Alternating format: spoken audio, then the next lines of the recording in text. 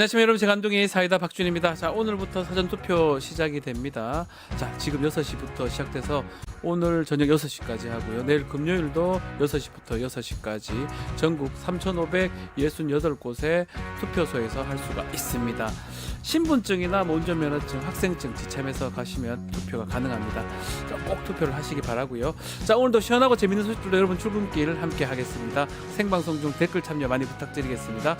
박준의 뉴스 인사이다 지금 바로 시작합니다.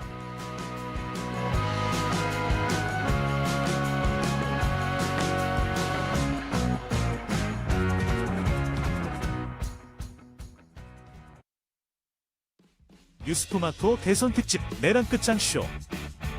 뉴스토마토에서 6.3 대통령 선거의 개표 공개 방송에 구독자 여러분을 초대합니다. 내란 속의 윤석열의 파면으로 헌정 사상 최초의 6월 장미 대선이 펼쳐지는 가운데 과연 21대 대통령은 누가 될 것인가? 역사적인 순간에 뉴스토마토의 알찬 뉴스 콘텐츠와 풍성한 즐길거리를 모두 모아 준비했습니다. 6월 3일 오후 6시 이 토마토 빌딩 지하 1층 토마토홀에서 펼쳐지는 역사적인 순간. 뉴스토마토 대선 특집 내란 끝장쇼. 여러분의 많은 관심과 참여 바랍니다.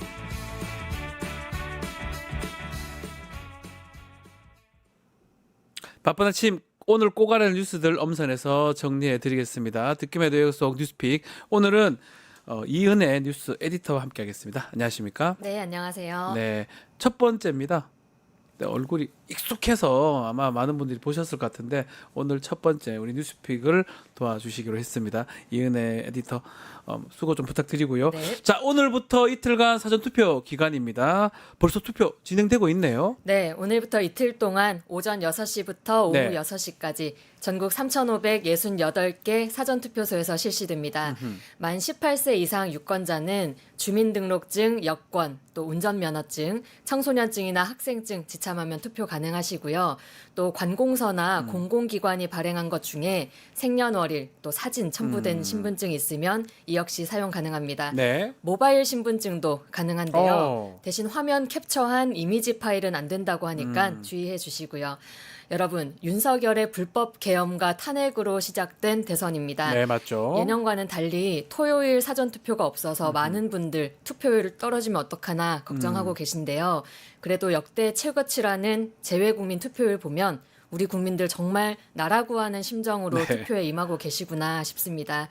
망가진 나라를 바로 세우기 위해 확실한 내란 청산을 위해 오늘 내일 사전투표 꼭 당부 부탁드립니다. 네. 사전투표소 정보는 중앙선거관리위원회 홈페이지 또 네이버와 다음 같은 포털 사이트에서 확인할 수 있습니다. 지금 포털을 키면 가장 가까운 사전투표소가 나옵니다. 시간이 난다면 잠깐만 가도 됩니다. 사실 빨리 맞아요. 진행이 되니까요. 할 수가 있습니다. 자, 김문수, 이준석 후보 단일화는 무산됐다고 봐야 되겠죠? 네, 최종 데드라인이었죠. 사전투표를 하루 앞둔 어제도 후보 간 접촉은커녕 물밑 협상도 진행되지 않아서 사실상 무산으로 보여졌습니다. 네. 그래도 왜 끝날 때까지 끝난 게 아니다라는 말이 있잖아요. 김문수 후보 측은 아침 투표 시작할 때까지 밤새 극적인 타협이 있을 수도 있다면서 희망의 끈을 놓지 않았습니다. 네. 하지만 이준석 후보 전화조차 받지 않았다는데요. 김문수 후보가 오늘 새벽 이준석 후보를 만나러 국회의원 회관까지 찾아갔지만 결국 만남은 성사되지 않았습니다. 김 후보는 그래도 본투표 할 때까지는 노력을 계속해야 되지 않겠냐라고 아하. 말했습니다. 자, 부정선거 의혹 얘기도 좀 하지 않을 수가 없는데요. 윤석열이 부정선거 관련된 영화를 보면서 논란을 더 부추기기도 했는데 김문수 후보가 이 부정선거 관련해서 또 한마디 또 더 보탰어요. 어떤 내용입니까? 네, 김문수 후보 아시다시피 네. 지난 몇 년간 계속 부정선거 음모론에 힘을 실어왔습니다. 어제 유세 영상 먼저 보시겠습니다. 사전투표 우리가 감시를 철저히 하고 있으니까 걱정 마시고 만약에 사전투표에 부정이 있다고 생각하면 바로 신고를 하세요. 여기 위원장님들하고 국회의원님들 또는 어디든지 신고하시면 달려가서 사전투표하는 게 적발하면 완전히 판을 뒤집을 수 있습니다. 그러니까 걱정 마시고 사전투표 해주시죠. 네, 사전 투표 얘기를 또 했네요. 네, 사전투표 하루 앞둔 어제 네. 사전투표에서 부정을 적발하면 완전히 판을 뒤집을 수 있다고 말했습니다. 부정선거 음모론을 연상시키는 발언인데요. 그러니까요. 딱 이 멘트만 떼어놓고 보면 왠지 부정선거 있기를 바라는 거 아닌가 네. 싶기도 합니다. 그간 꾸준한 부정선거 의혹 제기가 향후 대선 불복을 위한 사전 작업은 아닌지 우려하는 목소리 여전히 높은데요. 네. 앞으로 주시해야겠습니다. 참고로 김문수 후보는 국민의힘 경선에서 사전투표 폐지와 본투표 이틀을 공약한 바 있습니다. 자, 여러모로 자그마한 꼬투리가 없도록 투표 관리도 좀 잘 돼야 될 것 같은데 선관위는 어떤 계획으로 진행을 하는 겁니까? 네, 그렇지 않아도 네. 부정선거를 주장하는 단체들이 사전투표소 인근 집회를 예고한 상황입니다. 그렇군요. 근데 이 사람들 서부지방 폭동 일으켰던 사람들이잖아요. 아하, 그렇죠. 그래서 돌발적인 폭력 상황이나 충돌이 우려됩니다. 선관위는 사전투표 기간에 투표소마다 경찰관을 배치하고 안전을 강화할 방침이라고 하는데요. 네. 여기에 투표함 감시도 확실히 하겠다고 단언했습니다. 전국 254곳의 보관소 출입구가 봉쇄되고 24시간 작동하는 CCTV도 CCTV. 2대씩 설치가 된다고 합니다. 이 CCTV 영상은 각 지역 선관위 모니터를 통해서 실시간 공개돼서 네. 우리 시민들도 지켜볼 수 있다고 합니다. 자, 이 감시 활동을 이제 해야 되는데 진보나 보수할 것 너나 할 것 없이 지금 나서고 있다 이런 얘기가 있습니다. 네, 자발적으로 예. 감시 활동 나서고 있습니다. 중요하죠, 네, 사실은. 먼저 보수 진영을 보면요. 부정선거 부패 방지대 황교안 후보가 과거 대표를 맡았던 단체인데요. 네. 24시간 투표소 출입구를 감시할 자원봉사자를 구한다고 홍보했습니다. 네. 또 시민단체 시민의 눈 역시 사전투표지의 방화와 같은 테러가 일어나지 않도록 29일부터 본투표가 끝날 때까지 각 선관위에서 CCTV를 지켜보겠다고 합니다. 네. 자, 지금 개엄 전부터 부정선거 음모론 하도 기승이어서 그럴 것 같은데 혹시나 이렇게 충돌, 진보 보수 간의 충돌 이 부분도 걱정이 되지 않습니까? 네, 실제로 한 보수단체 네. 카카오톡 단체방에서는 중국인이 있을 수 있으니까 투표하고 나온 사람들에게 한국어로 말을 아유, 걸자라든지 참네. 투표소 앞에 천안문 사태 추모곡을 틀어놓자 등의 황당한 주장이 나오고 있다고 합니다. 충분히 충돌도 예상 가능한데요. 혹시라도 그런 일 발생하지 않을지 확실한 방지가 필요해 보입니다. 아, 중국인이 여기 왜 나옵니까? 정말 좀 그런 얘기 좀 안 했으면 좋겠어요. 네. 제외 투표소에 한자 써져 있는 걸 갖고 중국말이라고. 아이고. 한자가 그 한국 한자예요. 중국 한자가 아닌데 그런 또 주장하는 사람도 있지 않습니까? 말도 안 되는 얘기를 계속 하는데 글쎄 하여튼 아무런 충돌 없이 투표 잘 마무리가 돼야 될 것 같습니다. 네. 자, 이준석 후보 얘기 좀 해야 될 것 같습니다. 3차 투표에서 젓가락 그 언어 폭력 발언 후폭풍이 계속 이어지고 있고요. 어제도 하루 종일 그 얘기가 있었고 오늘까지 계속 진행되는 것 같습니다. 네, 쭉 이어질 것으로 네. 보입니다. 정치권에서는 어제 비판이 쏟아졌습니다. 토론에서 이준석 후보에게 관련 질문을 받았던 권영국 후보는 자신을 이재명 후보 공격 수단으로 끌어들였다면서 네. 굉장히 부도덕하다라고 분노를 표했습니다. 민주당의 경우 선대위 차원 공식 입장은 물론 여러 의원이 페이스북 글을 통해 공격을 퍼부었습니다. 네. 먼저 조승래 선대위 수석 대변인 발언 보겠습니다. 아이들까지 지켜보고 있는 그 생방송으로 진행되는 그 토론 현장에서 차마 이 자리에서조차도 입에 담기 어려운 발언을 꺼내면서 저열한 언어 폭력을 행사한 것에 대해서는 그 이준석 후보의 그 폭력 행위에 대해서는 도저히 용납할 수가 없는 것이 아니냐. 근데 오늘 뭐 입장을 내면서 또 뻔뻔하게 얘기를 해놨더라고요. 후한무치가 곧 젊음은 아닙니다. 네. 분노가 느껴지지요. 네, 그렇죠. 또 김민석 상임공동선대위원장은 페이스북에 이렇게 공격했습니다. 저잣거리 수준의 저질 망발을 했으니 스스로 후보 사퇴, 의원직 사퇴가 정답입니다. 구태 정치 이준석은 이제 은퇴하실 때가 됐습니다. 정치 과하게 오래 하셨습니다. 네. 또 한준호 공동선대위원장은 이준석 후보를 정치권에서 퇴출시켜야 한다라고 말하면서 의원직 제명도 검토해야 된다고 몰아붙였습니다. 네. 또 진보당과 조국혁신당 등 야 4당은요. 이준석 후보를 국회 윤리위에 제소하면서 엄중한 징계를 촉구했고요. 네. 그리고 한 사람 더 추가하자면 누구죠? 국민의힘 김용태 아. 비대위원장은 이때다 싶었는지 이준석 후보가 제 옆에 있었으면 혼났을 거다라고 한마디 얼마 덧들었습니다. 전에 이준석 후보가 김용태 위원장 보고 혼내줄 것이다 이래 네. 했거든요. 대갚아서 또 얘기를 했네요. 약간 복수. 복수했는데 어쨌든 간에 지금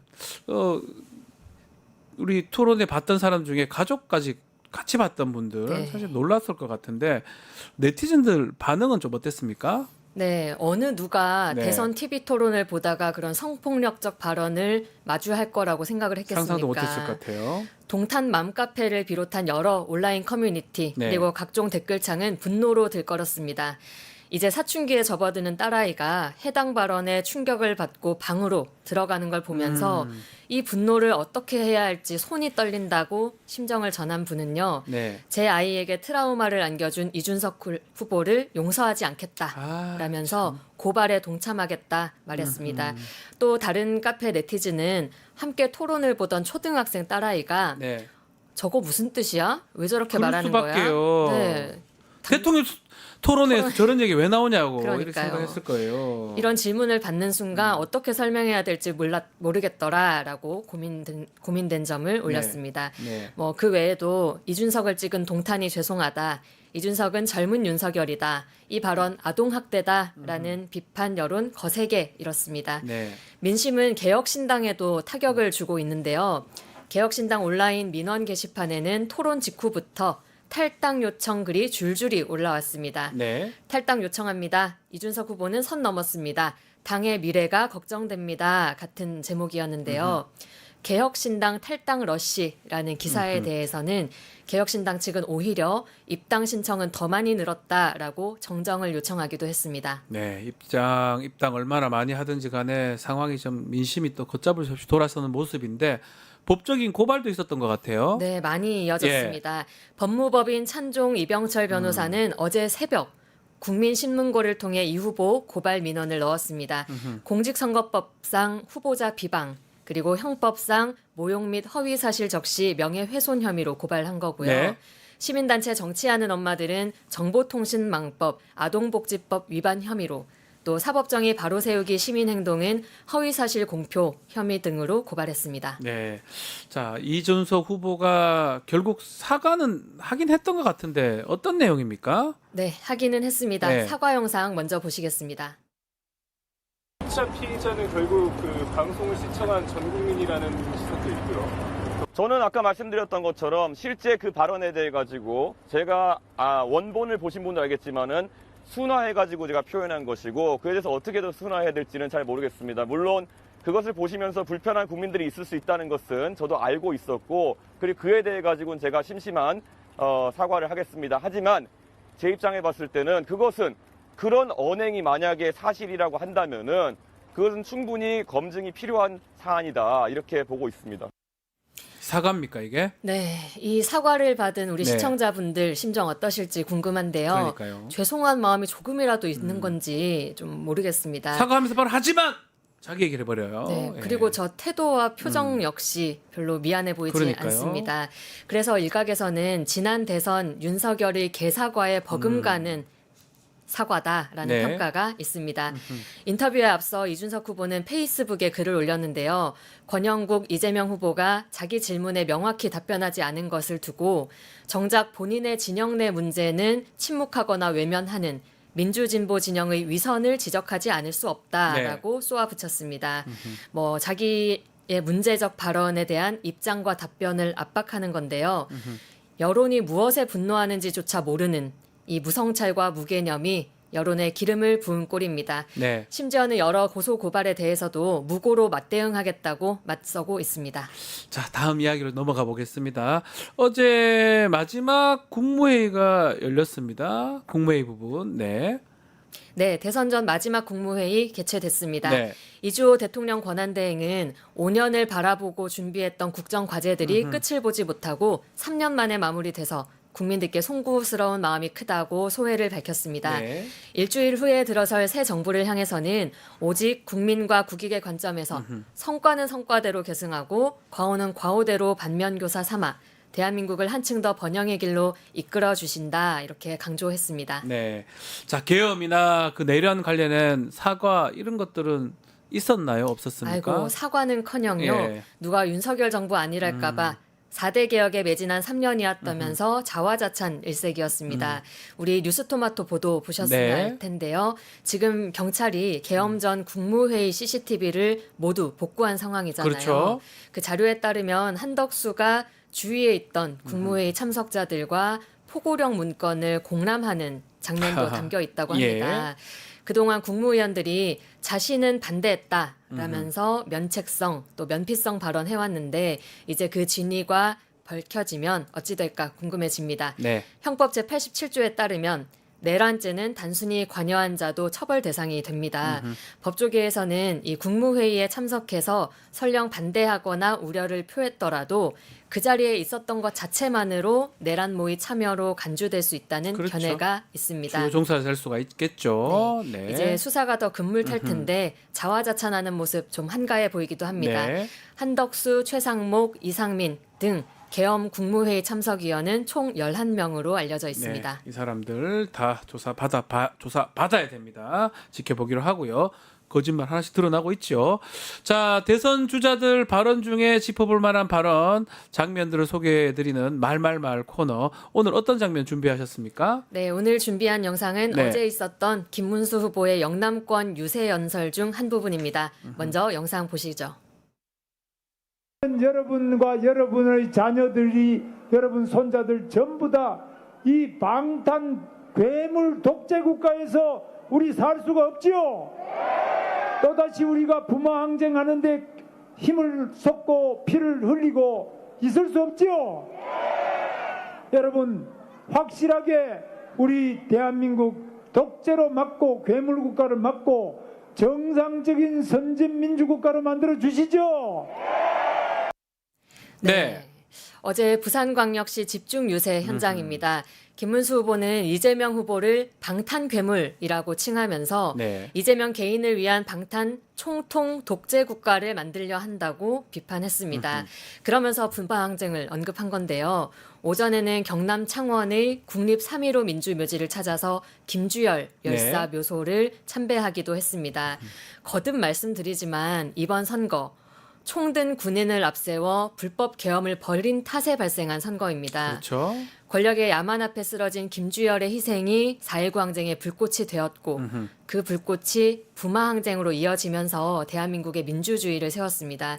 그래서 김주열과 부마 항쟁의 정신은 우리 헌정 질서가 군합발로 지디겨지는 거 절대 용납하지 않았을 것 같거든요.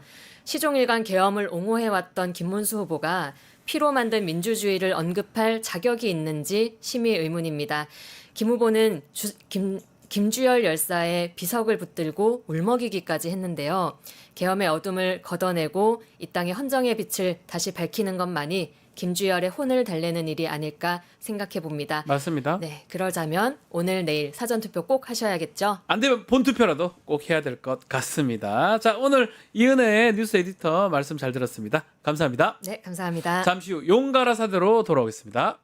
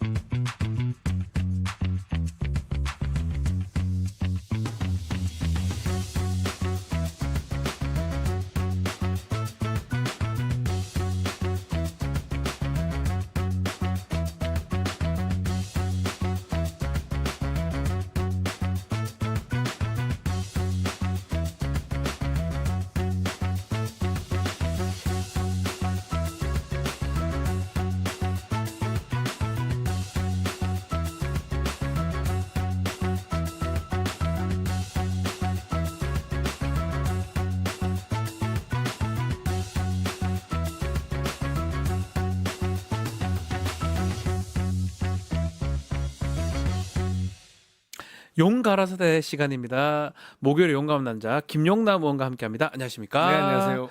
자, 오늘 사전 투표 시작이 됐습니다. 혹시 하고 오신 건 아니시죠? 아니요. 아. 오후에 예. 이제 방송과 방송 사이에 잠깐 들러서 할 생각입니다. 어디서 할 예정이십니까? 아무래도 눈에 띌 거 아니에요. 하여튼 가면 난리 날 건데. 네. 시내 여기 시내 쪽에서 해야 될 것 같은데요. 광화문 근처에요? 예, 이따가 아. 방송 끝나고 바로 네. 가장 가까운 주민센터에 가서 할 예정이라. 가면 줄 좀 서 있으면 우리 김용남 의원님 같으면 이제 유명하니까 옆에서 인사도 하고 또 냉담하게 보는 분도 계실 거예요. 그럼요. 그렇죠. 네. 그러면 느낌이 올 겁니다. 아, 요 투표소에서는 몇 퍼센트고 몇 퍼센트는 나를 우리 쪽이고 아니고 이렇게 느낌이 오겠네요. 오죠. 그렇죠. 그게 저도 재선거를 몇 번 네네, 치러봤습니다만 투표소에 가고 나올 때 이렇게 눈을 마주치는 그쵸, 유권자와 이렇게 아무래도 안 찍는 분들은 눈길을 약간 피하시거든요. 이렇게 보면 대충 감이 오죠. 네. 아마도 오늘 사전 투표 열기가 저는 꽤 될 거라고 생각이 듭니다. 뭐 오늘 내일 계속 있지만. 근데 제가 네. 보니까 선거법을 조금 고쳐야겠어요. 어떤 부분이죠? 이게 선거법상 그 본투표일로부터 5일 전에 네. 2일 이상을 실시하도록 되어 예, 있잖아요. 그 법 때문에 지금 이래 돼 있어요. 그래서 목금 실시하게 됐는데 네. 이번 같은 경우에 사실 금토하면 금토가 맞아요. 사전 투표함의 보관 기간도 짧아지고 모든 게 다 좋아요. 5일이고 굳이 5일을 공직선거법에 할 필요가 없죠. 그렇죠. 그리고 사전 투표의 가장 취약한 점은 이게 선거운동 기간이 다 끝나기 전에 중간에 투표를 한다는 거잖아요. 맞습니다. 그러니까 이 경우에는 오히려 하루만 늦췄어도 이게 법상 안 되기 때문에 네. 그런데 늦출 수만 있어도 더 유권자에게도 많은 정보가 전달된 상태에서 투표를 할 수 있는 거고 선거 관리 측면에서도 더 낫죠. 좋은데 더 낫죠. 그러니까 5일 이내로 고쳐야 될 것 같아요. 법을 선거법을. 5일 이전 말고 5일 이내로 해놓으면 네. 상관없거든요. 그렇죠. 그러니까 이번 투표 때는 이번 선거 때는 금토가 딱 적절하긴 예. 해요. 사실은 하기에 내일부터 토요일까지. 어쨌든 간에 지금 투표가 이제 시작되고 내일까지 하는데 제외 투표율이 매우 높았습니다. 네. 79.5%인가요? 역대 최고치 기록했는데 이번에 투표율을 조금 예상해 볼까요? 어떻습니까? 제외 투표율이 높은 거는 어느 정도 예상이 됐죠. 네. 왜냐하면 해외 나가면 뭐 이민을 가거나 해외에 나가서 살게 되면 다들 애국자가 된다고 하잖아요. 맞아요. 근데 12월 3일 내란 때문에 다들 애국심이 더 높아지신 거죠. 그러니까 안 되겠다. 나라도 이 사실 재외국민 투표는 대부분의 경우에 상당히 투표하기가 불편해요. 그 제가 놀랐는데 프랑스 파리 같은 경우는 한 군데 있답니다. 프랑스 통틀어. 그 진짜 맞는지 몰라도 제가 몇 번 확인해봤는데 프랑스의 파리 한 군데 있다는 게 말이나 됩니까? 얼마나 큰 나라인데. 국토가 우리보다 한 훨씬 5배 크죠? 정도 되잖아요. 예. 그러니까 저 이 지중해 쪽에 사는 분들은 예. 파리까지 투표를 가려면 8시간? 네. 그러니까 우리로 따지면 네. KTX 같은 떼제배 타고 하루 종일 걸려서 가야 돼요. 마르쉐유에서 4시간 뭐 8시간 걸린다고 그러니까. 하더라고요. 예. 그러니까 이제 그럼에도 불구하고 투표율이 높아졌다는 것은 이제 이러다가 나의 고국이 위기에 처하는 거 아니냐 이런 것 때문에 투표율이 올라간 건데 우리 전체 투표율은 글쎄 이른바 진영별로 약간 투표율이 갈릴 수 네. 있는 거 아닌가 싶어요. 그러니까 민주주의 수호에 좀 더 적극적인 분들은 투표장에 많이 나오실 거고 기존의 이른바 국민의힘 지지층에서는 난 이번에 투표 안 할란다. 내지는 찍을 후보가 없다. 뭐 이렇게 생각하는 분들이 있을 수 있어서 전체적인 투표율이 지난 투표율은 77%를 넘어갈 거냐.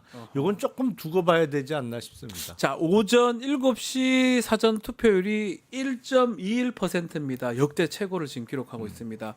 줄 쓰고 있는 사람들도 있더라고요. 아침부터 빨리 하고 출근하겠다 이런 분도 있었던 것 같거든요. 결국 이 투표율이 각 진영마다 본인들 유리하게 해석할 가능성도 있는 것 같고요. 사전 투표율은 좀 이번에 높을까요? 원래는 불리한 사전 투표죠.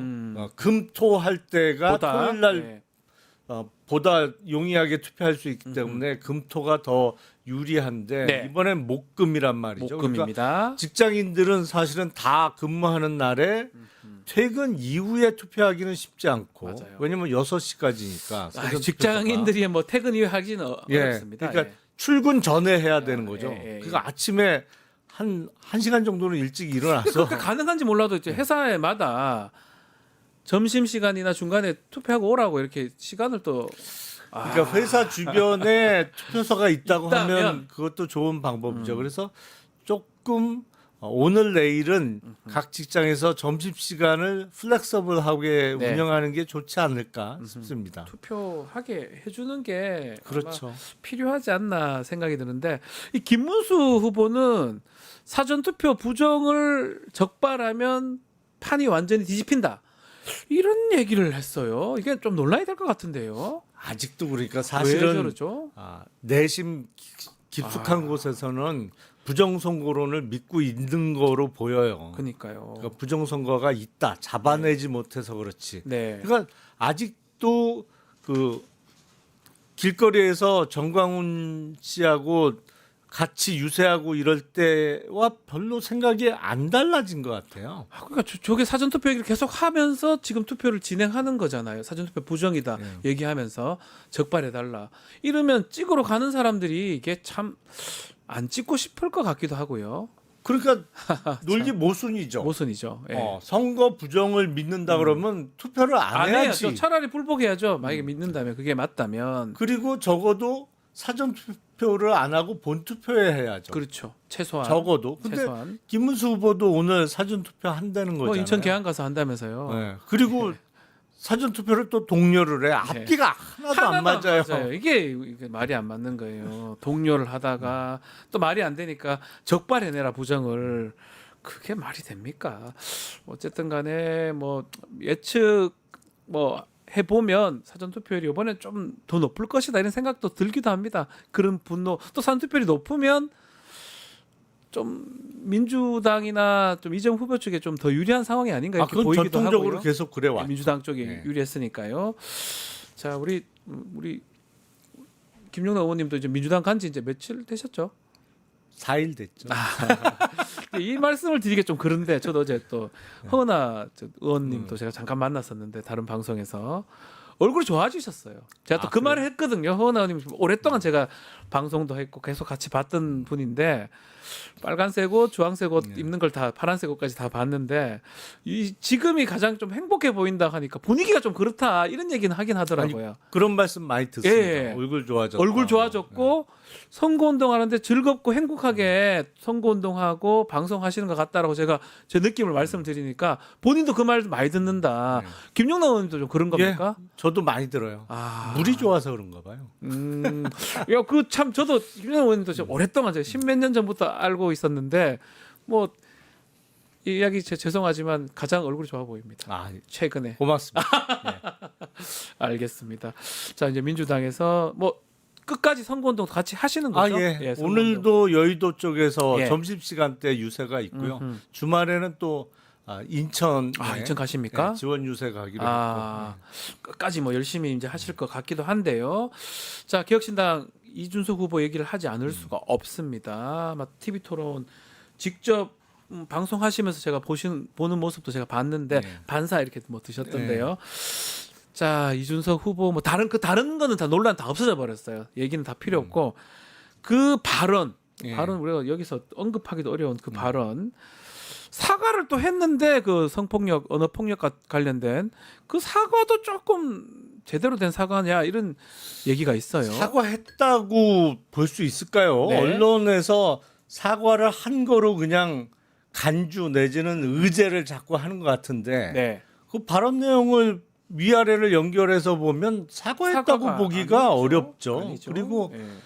이준석 후보뿐만 아니라 다른 개혁신당 관계자들 네. 그 발언 논란 이후에 방송에 나와서 하는 얘기 보면 잘못했다고 생각하는 것 같지가 않아요. 그게 더 문제예요. 예. 손발이 안 맞는 거예요. 그러니까 천하람 의원이나 뭐 이긴 그런 분들 보면 뭐 할 말인 거 아니냐 이렇게 그러니까요. 얘기하거든요. 아니 그러니까 펜코하고 똑같아요 입장이. 예.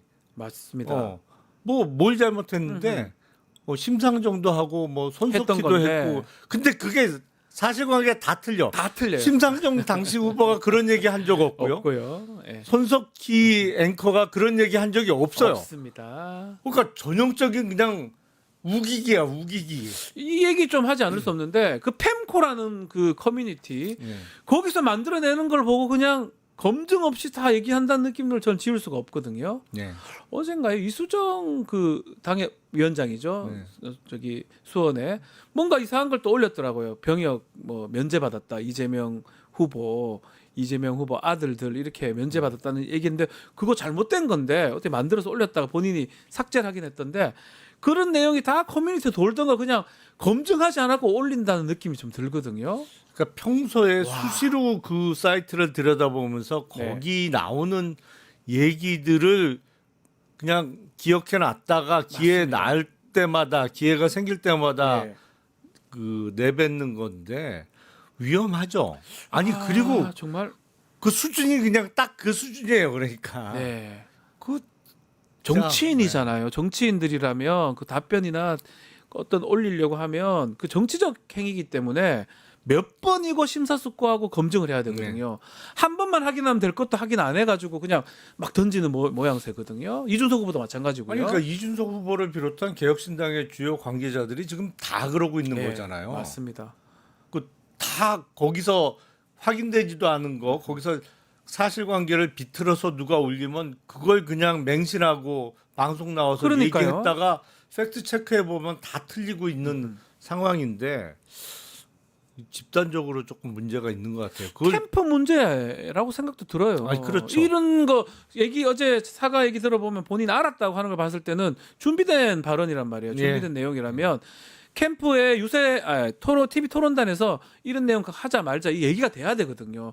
알고 있는데 이게 전 국민이 보는 데서 됐다는 거 아닙니까? 그러니까 정말 상당히 동질적인 구성원으로만 되어 있는 거죠. 그러니까요. 동질적인 그러니까 같은 비슷비슷해요. 생각하는. 네. 어. 네. 그러니까 우리가 참 우성학적으로 이게 동접 교배가 상당히 위험하잖아요. 그렇죠. 그 현상이 딱 나타나고 그대로 있는 거예요. 이 개혁신당에서. 예. 자, 이 발언 이후에 개혁신당 탈당도 많고요. 투표소 참관도 안 하겠다라는 사람들도 좀 생긴 것 같아요. 개혁신당 안에. 또 그러니까 이준석 후보는 뭐 입당이 더 늘었는데 뭐 이런 식으로 얘기를 하거든요. 이게 파문이 앞으로 좀 어떻게 될까요? 근데 제가 보기엔 이준석 후보는 지금 25년째 심각한 중이병을 앓고 있는 것 같아요.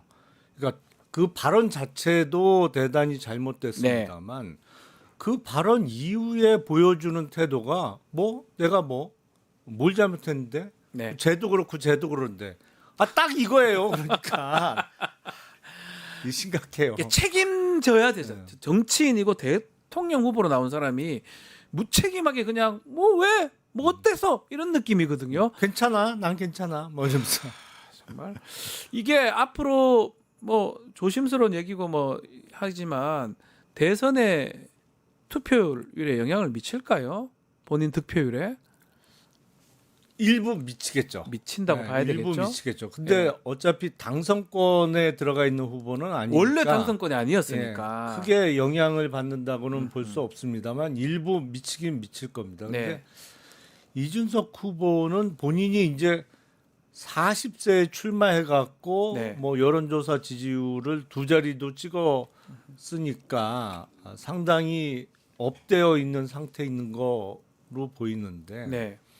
비근한 예로 1997년 대통령 선거 때 그때 이인재 이인재. 후보가 제3의 후보로 19% 넘게 득표했습니다. 맞아요.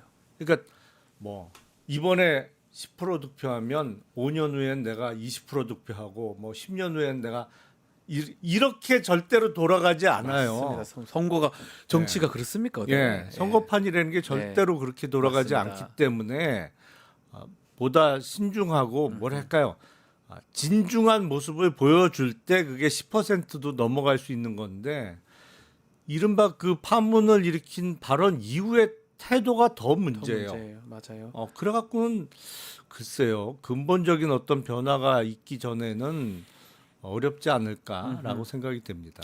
어쩌면 젊은 정치인입니다. 이제 40이 된 젊은 정치인인데 오랫동안 정치를 뭐 본인은 하고 싶을 건데 아주 큰 발언을 또 큰 어떤 영향을 미치는 행동을 한 것 같습니다. 그 이후에도 지금 마찬가지고요. 아직까지도 뭐 별다른 제대로 된 사과가 아니라고 좀 느껴지거든요. 자, 그리고 단일화 부분, 단일화 될 수도 있다 이렇게 예측은 하셨습니다. 의원님께서는 아직까지는 단일화는 안 되고 있어요. 이준석, 김문수 두 사람. 선거가 지금 시작됐기 때문에 이제는 단일화 좀 어려운 거 아닌가요? 현실적으로는 어려워졌죠. 근데 원래 단일화 시기는 딱 어제였죠. 어제가 마지막이었죠. 네, 어제 밤에 또 갔다면서요.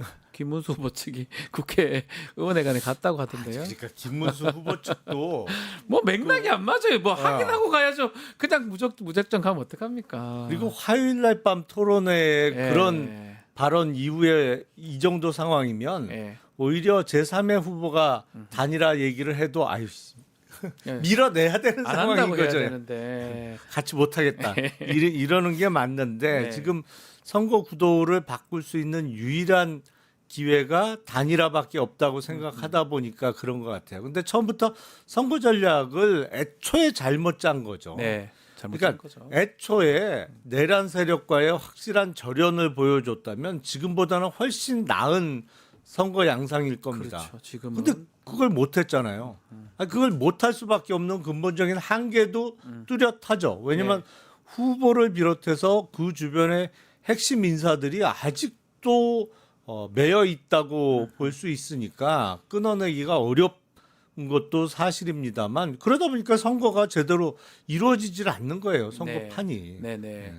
그 결국 단일화는 뭐 이제는 안 되겠죠. 근데 그런 예도 있어요. 2014년도 지방선거 하다가 때 되는 경우는 사전 투표까지 마치고 네. 본 투표 전에 당시 통합진보당의 경기도지사 후보가 사퇴를 했습니다. 네.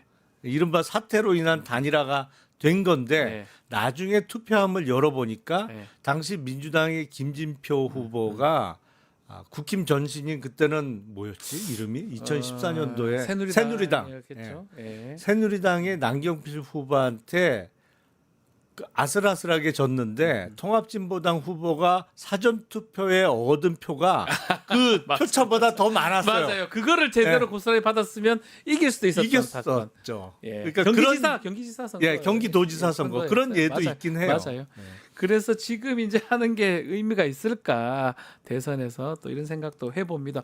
TV 토론 얘기 하나만 좀 더 해보면 이준석 후보가 당내 민주주의 얘기하면서 이재명 후보 공격할 때 개혁신당 얘기를 하면서 이 반사를 드셨더라고요. 우리 김용남 의원님.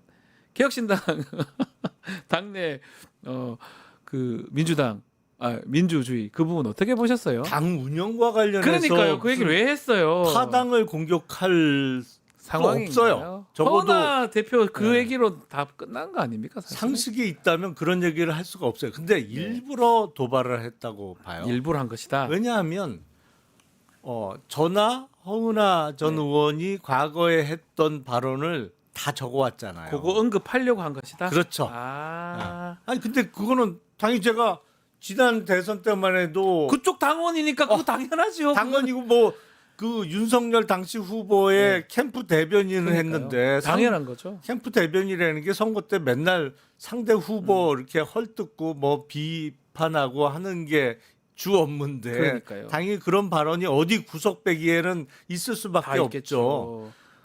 저도 언제 했는지 가물가물한 얘기를 그걸 찾아갖고 왔더라고요. 네. 그러면서 당연히 본인이 당 운영과 관련한 민주주의 얘기를 하면 그 얘기 나올 줄 당연히 알았겠죠. 네. 그러면서 그거를 역습하려고. 그러니까 이걸 정치를 무슨 정말 잔기술로만 하는 거예요. 제 잔기술로만. 말씀이요. 이게 딱 계산된 거 같긴 해요. 이렇게 하면 그거 할 거니까 우리는 이거 하겠다. 네.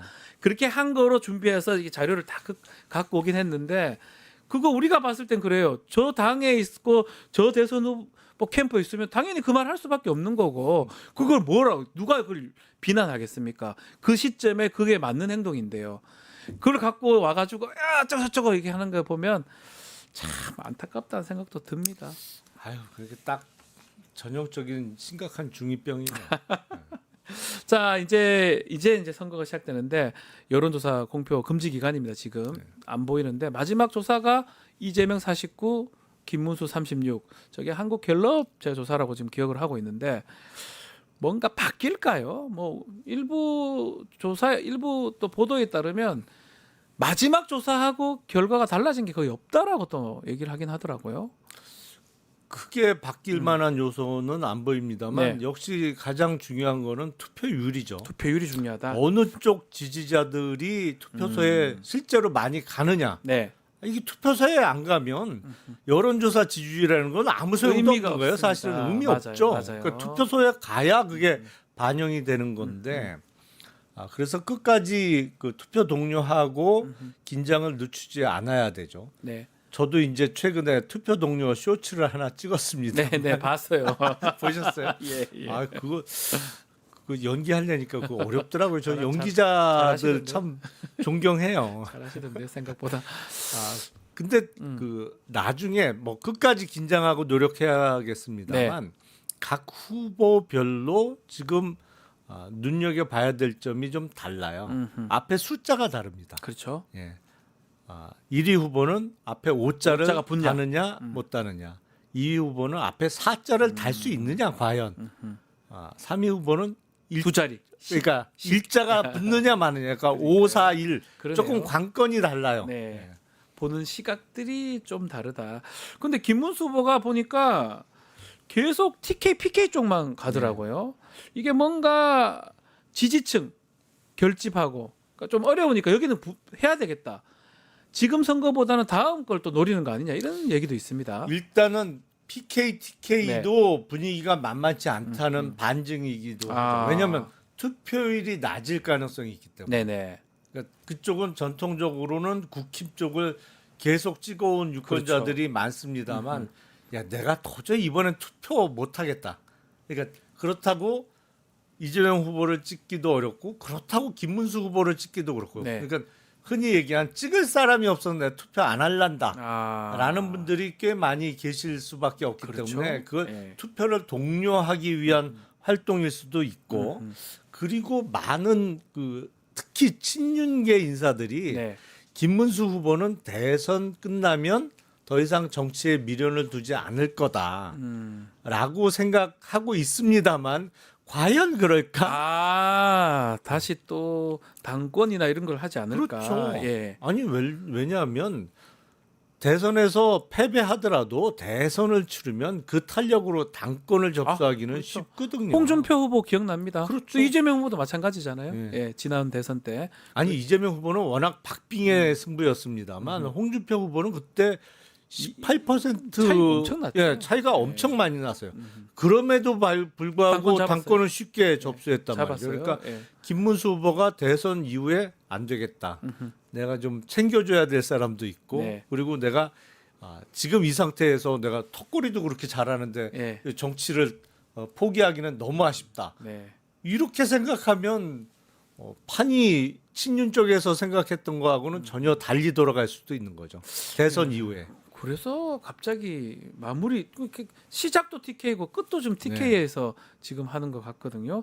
우리 생각해 보면 TK는 좀 보수 쪽이 강한데 굳이 저 갈 필요 있나 이런 생각이 드는데 그런 측면도 좀 있는 거군요. 사실은 전통적으로는 국민의힘은 물론 선거 때 대선 때는 네. 호남도 유세를 합니다만 경부선을 타고 쭉 올라와서 마지막은 서울 유세로 돌아오잖아요. 끝나는 거죠. 예, 원래는. 그게 원래는 전통적인 경로였죠. 근데 수도권 분위기가 너무 안 안 좋거든요. 좋으니까. 지금. 국힘 입장에서는. 계속 TK, PK만 지금 가는 거 아니냐. 아니 그리고 그거는 후보도 조금 가면 환영을 많이 받는 데를 가고 싶어하고 네. 또 이른바 후보의 심리 경호를 하는 선거 참모들도 아하. 여기 가면 재미도 없어요. 뭐 사람도 잘 안 모이고 구호도 제대로 안 나오고 그러니까 와 해주는데 가고 싶죠. 기분이 네. 좀 들뜨기도 하고 힘도 나고 알겠습니다. 그래서 가는 것이다. 마지막으로 오늘 투표 좀 독려하는 말씀 한번 좀 부탁드려도 될까요? 많은 분들 지금 보고 계시는데요. 투표하지 않는 유권자는 대접받기 어렵습니다. 네. 이게 정치하는 사람들이 국민을 신경 쓰는 것은 사실은 국민의 상당수가 선거 때마다 투표를 하기 때문에 신경을 쓰는 겁니다. 그러니까 맞아요. 본인 스스로의 값어치를 올리고 싶다면 그리고 본인이 존중받고 싶다면 꼭 투표장 가서 투표하십시오. 반드시 해야 된다 이 말씀 드리겠습니다.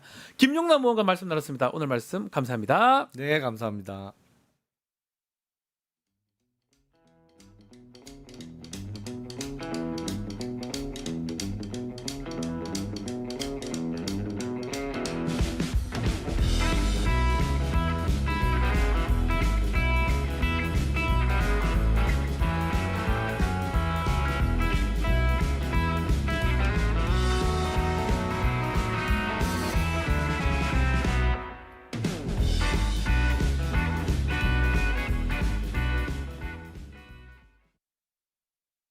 유튜브 구독하고 실시간 채팅과 댓글을 남기시면 매일매일 7,000TTCO를 드립니다.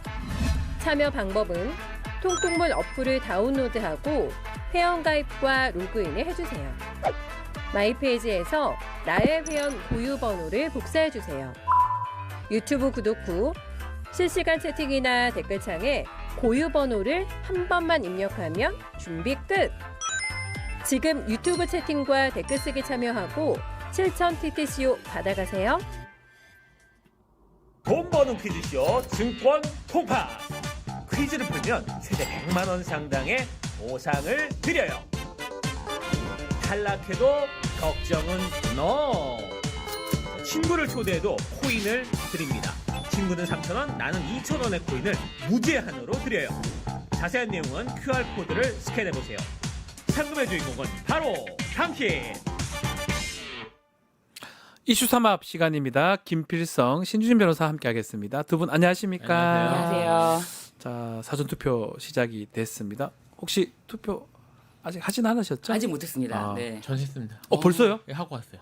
어머요, 아침에. 정말 부지런하세요. 항상 보면 너무 부지런하세요. 아니, 그 시간이 돼요, 그게? 무는 길에 할 수가 있었어요. 아, 저는 상상도 못했네요. 네, 오늘 오면서 할 거라고는. 예, 하고 왔습니다. 참 대단하십니다. 자, 이슈 3합 공식 질문부터 먼저 들어가겠습니다.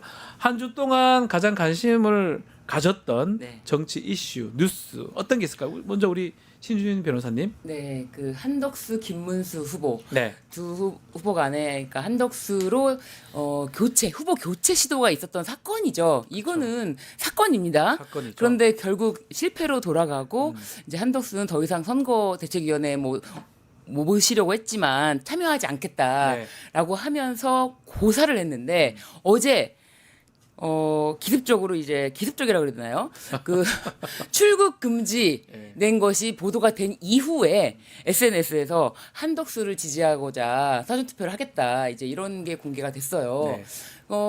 참 시기가 절묘하달까요? 출국 금지가 되고 고강도 조사를 받으면서 본인이 계엄 당시에 그 계엄 포고령 문건을 전혀 못 봤는데 사무실 돌아가서 보니 뒷주머니에 있더라. 그래서 보니까 그게 계엄 포고령이었더라. 거짓말이 지금 이런 다 얘기를 나왔죠. 하고 예. 그게 CCTV와는 다른 사실이 밝혀졌다. 이런 얘기가 나오니까 이제서야 김문수 후보를 지지하겠다라고 하는데 5월 9일에는 이런 얘기를 했어요. 네. KBS에 출연해서 김문수를 겨냥해서 거짓말을 밥 먹듯이 한다. 그런 정치는 나라를 망친다라고 고강도로도 비판을 했었거든요. 네. 그러니까 참 본인의 입장에 따라서 무엇이든지 말하고 행동할 수 있는 사람 아닌가. 자기밖에 모르는 것 같아요. 그렇죠. 지금 CCTV에 나온 게 뭐냐면 공람하는 포고령들 보면서 너는 단전 단수해, 너는 비상 입법 기구 설치해 네. 이런 내용들을 다 했던 게 보였다는 거거든요. 네. 그럼 다 거짓말한 거잖아요. 그렇죠. 한덕수 비롯해서 최상목, 이상민 다 그게 나오고 출국 금지를 시키니까 이제는 좀 자기 또 무서우니까 또 네. 김문수 지지한다. 김문수가 돼야 된다. 아유야, 이게 참. 계엄 총리의 말로. 네. 계엄 총리. 이게 무슨 공직자입니까? 이게 인간이 이 말은 아니고요. 이게 이렇게 해도 되는 겁니까? 저는 그 참. 말씀하신 그 보도 나왔을 때, 네. CCTV 보도 나왔을 때 보도된 시기에 때문에만 놀랐어요. 사실 저는요, 그게 그 한덕수 씨가 네. 이제는 씨라고 불러도 되겠죠. 시도해도 됩니다. 한덕수 씨가 탄핵돼서 직무 정지했을 때 그때 당시에 사실은 수사가 이루어졌어요. 그러니까요. 그러니까 그때는 그걸 쥐고 있었고 그래서 저는 그런 식으로 이제 수사가 이루어지는 게 긴박하게 돌아가면 그게 그 계엄 정국이나 이런 것들이 영향을 줘서 좀 바로 잡히는데 영향을 줄 거라고 생각을 했는데 사실은 그때 당시에 그걸 확보했는지 아닌지 모르겠지만 한덕수에 대해서 아무런 제대로 된 수사가 이루어지지 못했고 저는 그게 최성목이 계속 버텨가면서 맞아요. 자기 마음대로 하는데 영향을 줬다고 생각하거든요. 예. 근데 그게 이제 막바지가 되니까 이제 나온 거예요. 그러니까 저는 물론 이제 말씀하셨던 현재의 선거 구도에서도 중요하지만 지금 내란 사건이 어떤 식으로 수사돼 왔고 그리고 저들이 저렇게 내란에 대해서 이제 당당하게 네. 아무런 뭐 이런 것도 없이 그렇게 이제까지 버텨왔던 것이 결국 그런 수사기관이 제대로 돼서 수사하지 맞아요. 못했기 때문에 이제까지 이렇게 뒷받침됐다는 거를 국민들이 좀 기억했으면 좋겠어요. 수사기관이 못한 거는 한덕수, 최상목 자신들이 권한대행하면서 서로 봐주게 한 건데 알고 보니까 자기들이 그런 지시를 다 받았고 다 거짓말 한 게 지금 드러나는 거잖아요. 본인들 면피하려고 본인들 살려고 저런 행동했던 게 아닌가 이렇게 보이는 장면입니다. 그렇습니다. 계엄 총리로서 계엄에 대한 책임을 면하기는 어렵다. 네, 이 부분은 확실하게 하고 네. 네, 오늘 사전 투표한 것이 또 공개가 다 됐더라고요. 네. 투표 하긴 했나요? 6시 10분에 가서 김문수 네. 찍었겠죠? 좋겠다. 예. 좋겠다. 네. 예. 알겠습니다. 지금 현재 21대 대선 사전투표 첫날 투표율은 8시 현재 2.24%입니다. 좀 더 늘지 않을까 생각도 들고요. 우리 김필성 변호사님이 눈여겨본 이슈, 뉴스 어떤 게 있을까요?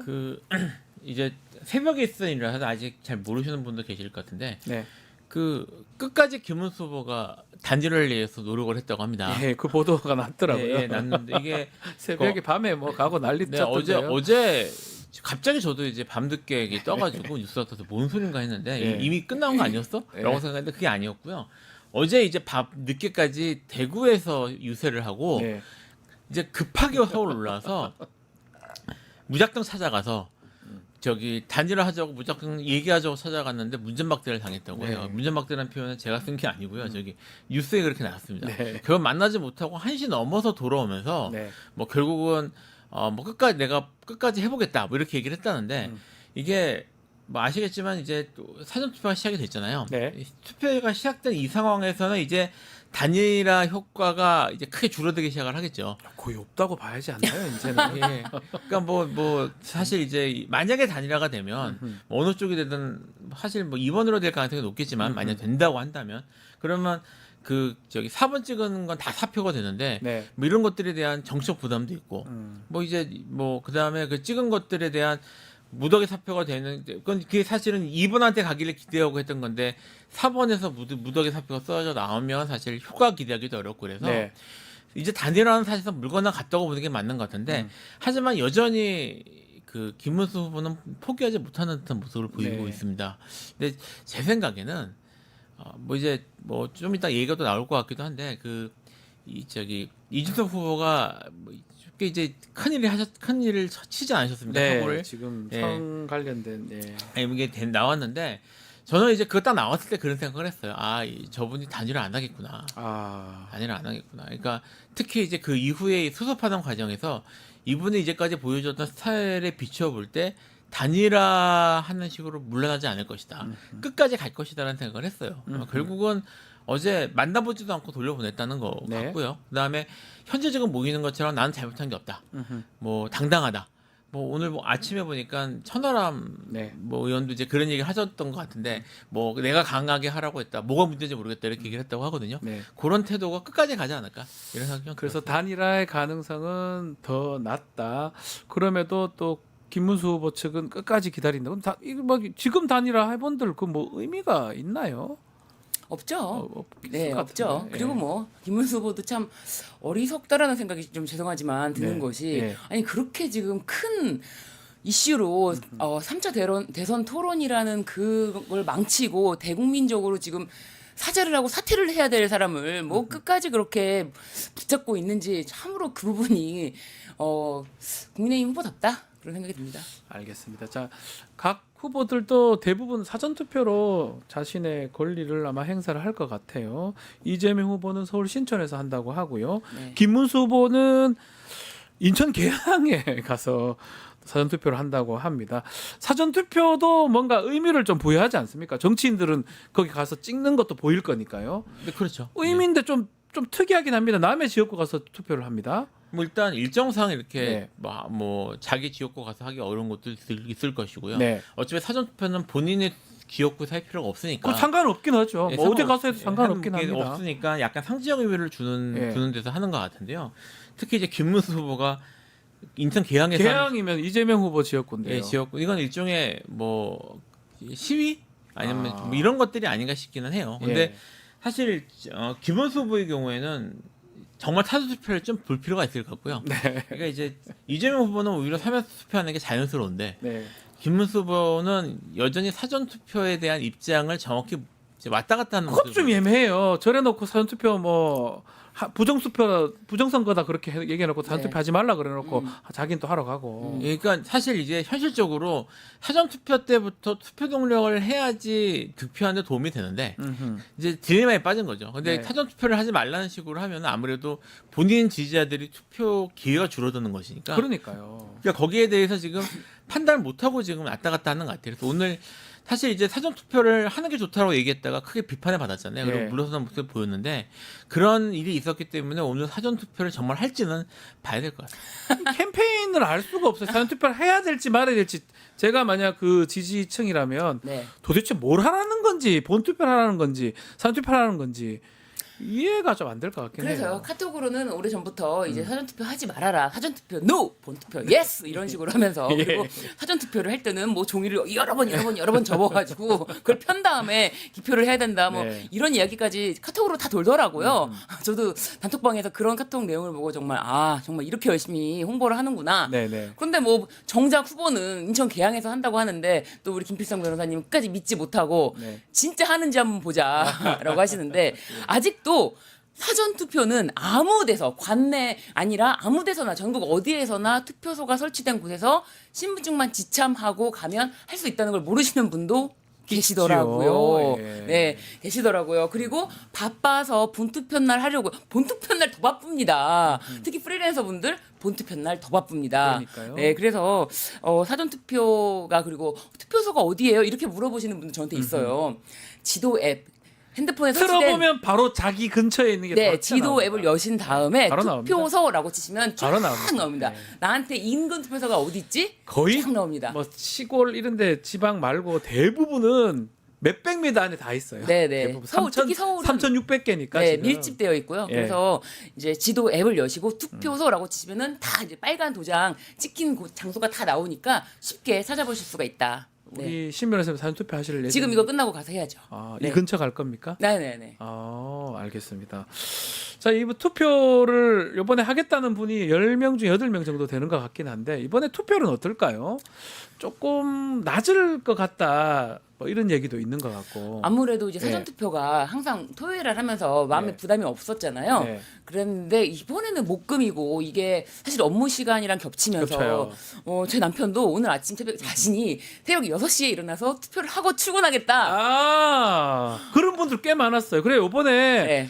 아침 거 7시 그 투표율이 역대 최고입니다. 1.7이었거든요. 1.7. 그분들이 반영이 네. 된 거예요. 아침에 출근 전에 투표하겠다. 네. 투표 말이 없다 이런 말씀하시더라고요. 그렇죠. 예. 투표근 예. 움찔움찔 예. 막 이러는데 제 남편은 오늘 아침 결국 실패했습니다. 못하셨어요? 늦잠 늦잠 이슈로. 예. 그렇기 때문에 이게 오늘 지금 당장 해야지 내가 일찍 내일 일찍 이렇게 안 돼요. 예. 그러니까 오늘 내일이기 때문에 오늘 내일 지금 해야 된다. 어떻게든 시간을 내서 네.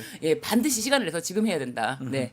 자, 오전 7시가 1.21% 역대 최고였고요. 지금 8시 기준으로는 2%를 넘고 있습니다. 2.24% 거의 좀 최고로 지금 가고 있는데 요 속도대로라면 제가 뭐 이렇게 통계학적으로 잘 모르지만 상당히 높은 것 같아요. 첫날이 엄청 높을 것 같거든요. 일단 뭐 예. 재외선거가 먼저 있었잖아요. 79.5%였죠. 예, 그것도 역대 최고라고 하는데요. 지금 국민들이 투표에 대한 열망. 네. 그래서 저기 어떤 식으로든 자신의 의사를 표현하겠다는 그 열망이 매우 강한 선거입니다. 이게 사실 뭐 탄핵 때문에 이루어진 선거로서는 두 번째긴 하지만 또 탄핵의 의미가 다르기 때문에 네.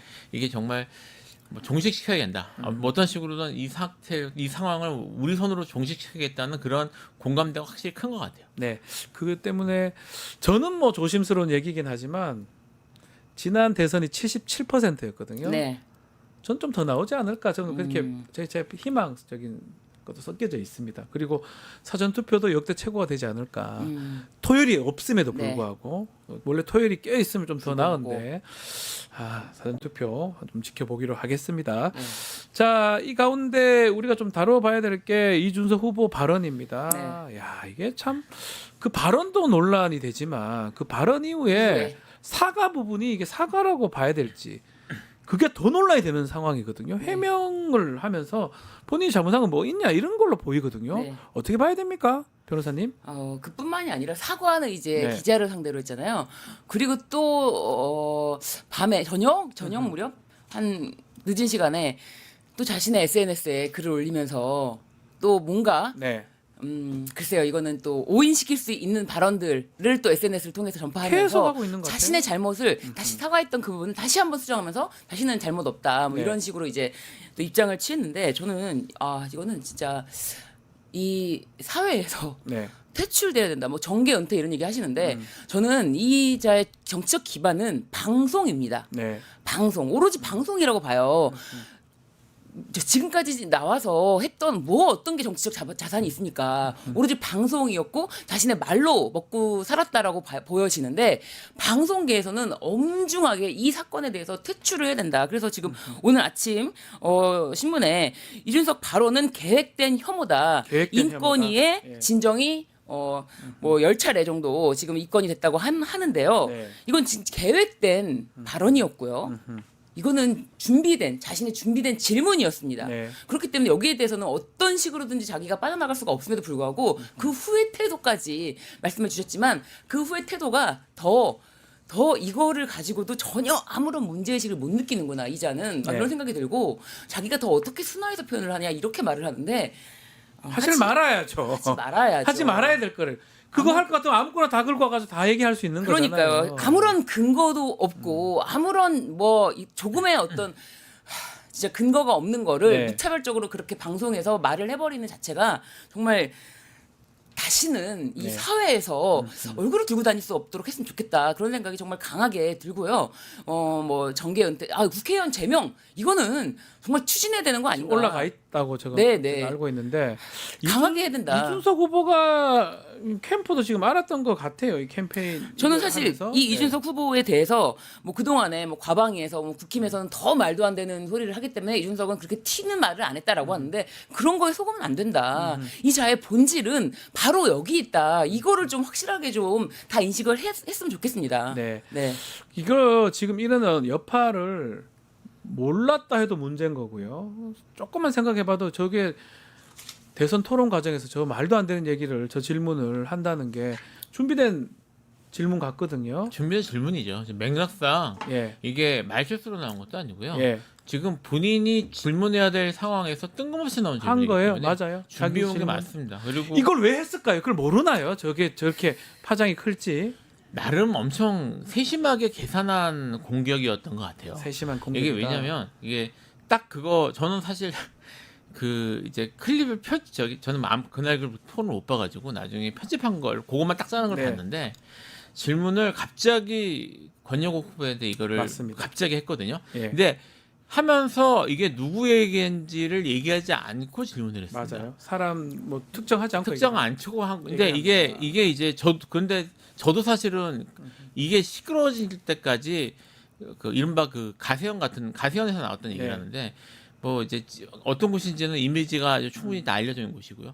거기서 나온 얘기, 거기서 그런 얘기가 나왔다는 것도 저는 몰랐고. 처음 봤어요. 처음 들었어요. 권영국 후보도 아마 몰랐을 거예요. 몰랐으니까 답변 못했어요. 너무 그렇게 당황해가지고. 당황해서 못했다는 예. 건데 이게 그 이재명 후보를 저격한 건데 이재명 후보한테 뭐 당신 아들이 어쩌고 이런 식으로 저격을 했으면 허위 사실이나 이런 것들이 특정해서 나갈 수 있으니까. 맞아요. 이거를 특정하지 않고 이재명 후보를 공격하기 위해서 나름 머리를 굴린 것 머리 같아요. 쓴 거예요. 머리 쓴 거. 그러니까 이건 철저하게 계산된 계산된 공격이에요. 거다. 그러니까 이렇게 계산해서 공격했다는 건 이게 먹힐 거라고 생각했다는 거고.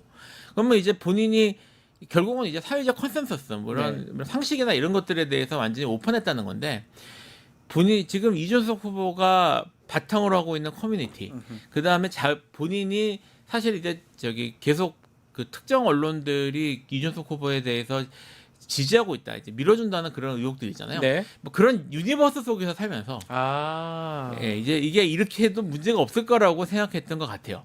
거기다 이제 이준석 후보가 본인이 매우 토론을 잘하고 이제 이런 걸 잘한다고 계속 주장을 하고 그렇게 믿고 그런 있겠죠. 식으로 예. 믿고 있고 그다음에 그런 식으로 생각하는 사람들도 있는데 사실 이준석 후보의 토론 방식이라고 하는 게 그게 이제 정상적인 방식의 토론이 아니거든요. 그러니까 이런 식으로 사람들을 저기 뭐 그러니까 건드리고 말꼬리를 잡고 그리고 논점을 흐려가면서 맞아요. 그러면 사람들을 이렇게 당황하게 만들어서 하는 방식인데 그리고 본인이 프레임 딱 만들어서 그거잖아요. 그러면 그 얘기 못하면 그래서 당신 잘못된 것입니다. 뭐 이런 식으로 나가요. 이게 그런 식으로 나가는 건데 제가 이제- 많이 당해봤어. 네. 예. 그런 식으로 예, 그런 식으로 네. 이거를 만들어서 자기가 이게 될 거라고 생각했던 것 같아요. 네. 근데 그런 이제 사실 솔직히 말씀드리면 정말 이제 진지하게 토론을 해서 붙는 상황이 이제 싸우는 상황이 되면 토론하는 상황이 되면 그런 것들은 저기 전문가나 아니면 컨텐츠가 있는 사람 중에 쉽게 날아가거든요. 그렇죠.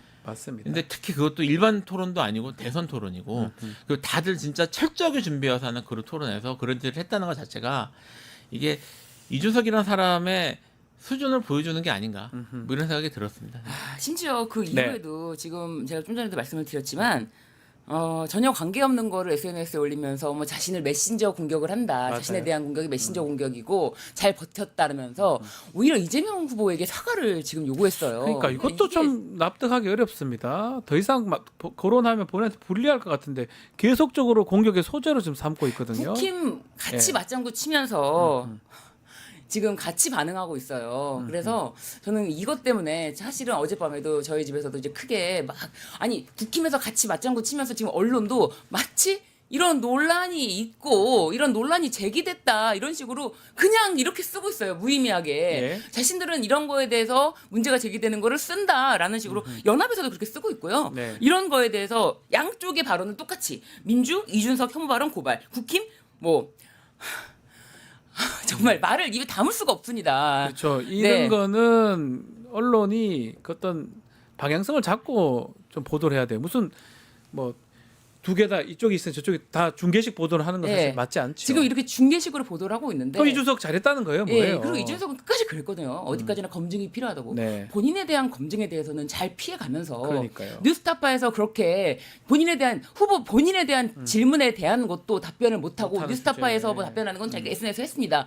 라고 하면서 피해가고 뉴스타파 기자에 대해서 막 질문을 막고 그런 모습을 보여놓고 뭘 검증을 더 자신에 대한 검증이나 똑바로 하십시오, 진짜. 자, 지금 이제 이 발언이 앞으로 어떻게 작동할까? 지금 여론조사 공표 금지 기간이니까 어떤 효과, 어떤 후폭풍이 있는지는 확인은 못합니다. 나중에 선거가 끝나봐야 알 것 같은데 어떻게 예측을 하십니까? 뭐 일단 이준석 후보에 대해서는 치명적인 그런 타격이 네. 될 것 같고요. 이제 문제는 이제 그 타격이 간 것이 그 누가 이제 반사이익을 볼 것인가, 반사이익을 볼 사람이 있을 것인가에 사실은 더 중요한 문제가 되는데요. 네. 김문수 후보가 크게 반사이익을 받을 것 같지는 않아요. 김문수 후보는 네. 이제 지금 그 이준석 후보가 특히 뒤로 가면서 10% 가까운 지금 지지율을 받고 있는데 네.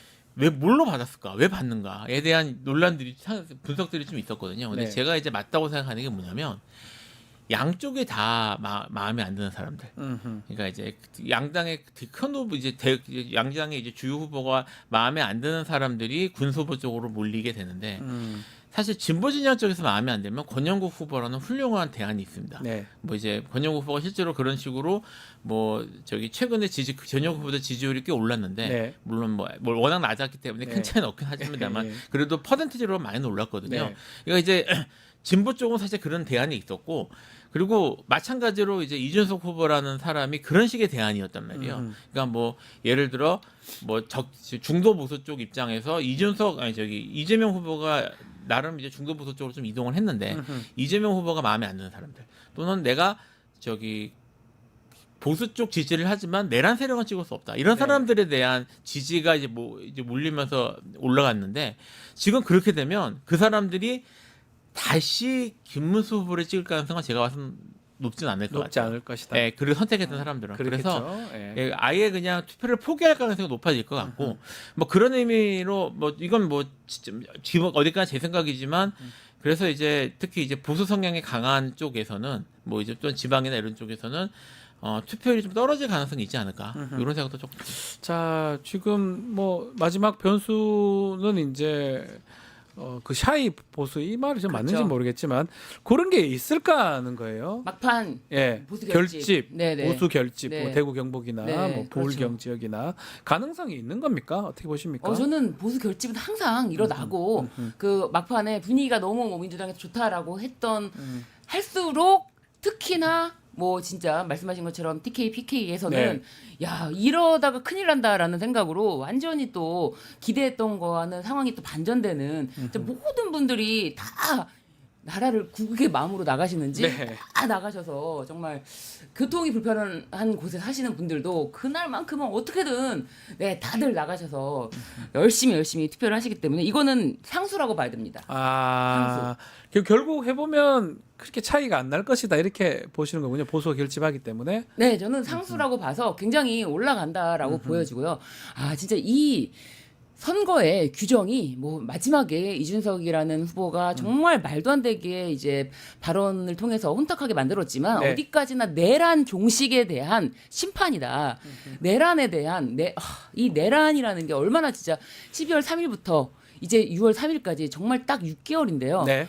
야, 이게 저는 하나의 통으로 하나로 느껴져요. 아, 6개월이네요. 예, 정말 하나로 느껴지고 이게 계절이 바뀌었지 않습니까? 한 겨울에서 막 여름 눈보라, 왔어요. 예, 이제 여름이 이제 오고 있는데 눈보라가 치고 막 모든 게 하나로 예. 통으로 느껴질 정도로 이게 지금 순간이 이제 막판으로 가고 있는데 다음 주 6월 3일이 되고 결과가 나올 때까지 막판까지 정말 우리가 염원하는 내란 종식이라는 게 이 선거를 통해서 실현하지 않으면 이루어지지 않는다. 한덕수가 그렇게 헌재에 나와서도 정말 자신은 개헌 포고령을 자기 사무실 가서 봤다 이런 말을 하는 것이 네. 완전 CCTV에서 반대로 이제 다 거짓말이 거짓말이라는 게 드러났죠. 이제 드러나는 마당에 저런 사람들이 무슨 공직자입니까? 네. 이 내란 종식을 위해서는 확실하게 우리가 한 표를 행사해야지만 끝난다. 이거 그냥 누가 이기든지 누가 대통령이 되는지 이게 문제가 아니라는 거. 그걸 확실하게 보여줘야 된다라는 말씀 드리고 싶습니다. 어떻습니까? 마지막까지 한 표 한 표 중요하다 이 그렇죠. 말씀하시네요. 중요하고요. 예. 저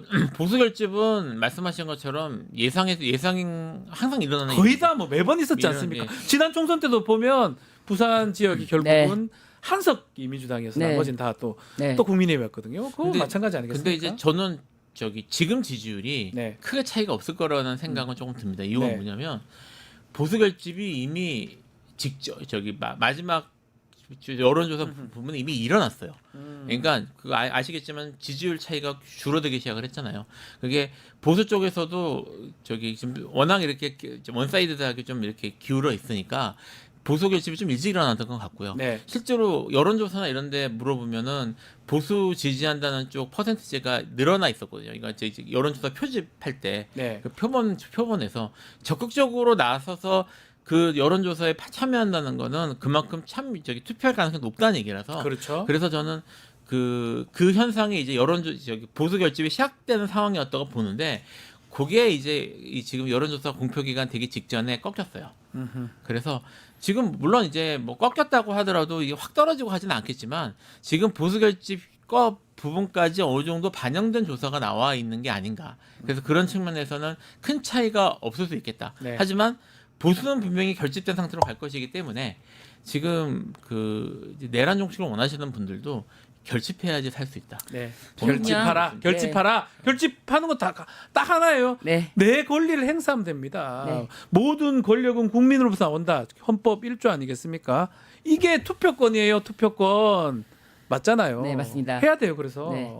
저는 역대 최고 투표를 얻은 박근혜 51.56인가요? 6인가요? 그 정도보다 정말 52%만 나오면 좋겠다. 네. 그렇게 바라고 있습니다. 그렇게 생각을 하고 계시군요. 네. 자, 이제 다음 주 이 시간이 되면 새 정부, 새 네. 대통령의 어떤 모습을 보면서 저희가 또 방송을 할 것 같은데 어떤 기대를 갖고 계시는지요? 새 정부 해야 될 건 많은 것 같아요. 뭐 안 그래도 어제 이제 네. 제가 아는 분하고 얘기를 했는데 이제 새 정부 들어서면 큰일이다. 아, 너무 할 일이 너무 많아요. 네, 그 불쌍하다 사실. 이렇게 힘든 정부가 있었나 싶을 정도로요. 예. 그만큼 잘해주셔야 될 것 같고요. 네. 잘해주셔야 될 것 같고 국민들이 뭐 이제 지금 내란 얘기 계속 합니다만 뭐 내란도 내란이지만 정말 이제 우리나라가 기로에 섰어요. 네. 그 지금 이제 여기서 경제를 결국은 이제 장기 불황으로 또 빠지느냐 아니면 한 번 더 치고 올라가느냐라는 그런 기회에 섰는데 제가 어제 만난 분이 그 금융 이쪽 전문가신데 그 아직은 기회가 있다 우리가 지금 이제 바뀐 정부가 초반에 잘하면 네. 그러면 떨치고 우리도 할 수 있는 기회가 있다라는 그런 내 결론이 같이 이제 의견했거든요. 지금 이제 들어온 정부가 초반에 정말 잘하시는 게 중요하고요. 네. 그리고 이 내란을 종식시키고 제발 그 나라를 이 우리나라가 다시 한번 도약할 수 있도록 해주셨으면 네. 좋겠습니다. 진짜. 뭐 기도하십니까? 그래서 기도를 떠나서 너무 다들 그렇지만 저도 마찬가지지만 다들 너무 살기 너무 힘들어요. 간절합니다, 진짜. 아, 잠을 제가 네. 6개월 동안 거의 잠을 제대로 못 네. 자고 있는데 어떻습니까, 신 변호사님도? 네, 저는 갑자기 다음 주 오늘이라고 다음 주에 만날 때는 새 네, 정부라고 저희 뭐 하니까 이슈 삼합 요새 만납니다. 네, 그러니까 네. 갑자기 좀 벅차오르는 감정이 듭니다. 정말 그동안 네. 이 모든 참아왔던 이 모든 것들이 이제는 어떤 보면 희망을 그죠. 품을 수 있는 것인가. 지금도 이제 오늘 내일 그리고 화요일까지 해서 지금 이제 희망을 이미 심어놨고 예. 좀 물을 주고 있는 과정인데 이게 이제 싹 트는 거를 본다면 정말 무엇이든지 가능하지 않을까. 좀 더 도약하는 우리 나라를 위해서 나는 과연 무엇을 할 수 있을까? 네. 나는 어떤 것으로 이제 봉사를 할 수 있을까? 이런 생각을 좀 하고 이슈 있습니다. 삼합 열심히 해주십시오. 아우 그럼요. 아유 그럼요. 뿐만 아니라 두 분은, 여러 네. 가지로 두루두루 네. 다양한 활동을 좀 생각하고 있습니다. 알겠습니다. 자, 오늘 이슈 삼합 요 얘기까지 하고 마무리를 하겠습니다. 김필성, 신유진 변호사와 함께했습니다. 감사합니다. 감사합니다. 구독자 이벤트 짧게 소개해드리겠습니다. 뉴스토마토에서 6.3 대통령 선거 개표 공개방송 실시합니다. 6월 3일 오후 6시죠. 뉴스토마토와 역사적 순간 함께하실 분들 많은 시청 부탁드리겠습니다. 150분입니다. 자, 이어서 뉴스인사 프라임 진행이 됩니다. 오늘은 민심을 알아보는 쇼미더 민심 시간입니다. 조금만 기다려주십시오.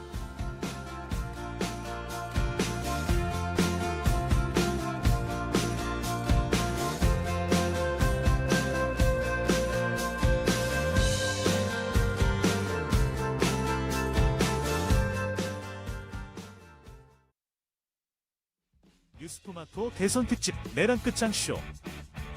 뉴스토마토에서 6.3 대통령 선거의 개표 공개 방송에 구독자 여러분을 초대합니다.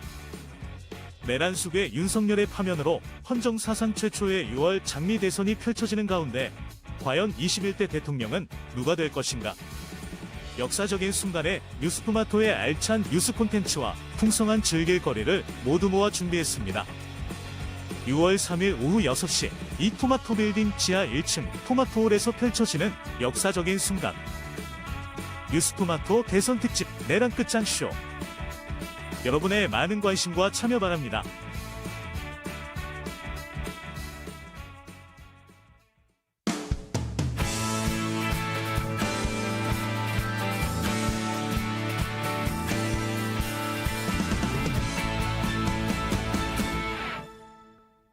한 발 더 들어가는 고품격 시사대담 뉴스 인사 프라임 시작합니다. 매주 목요일 민심을 들어보는 쇼미더 민심 코너입니다.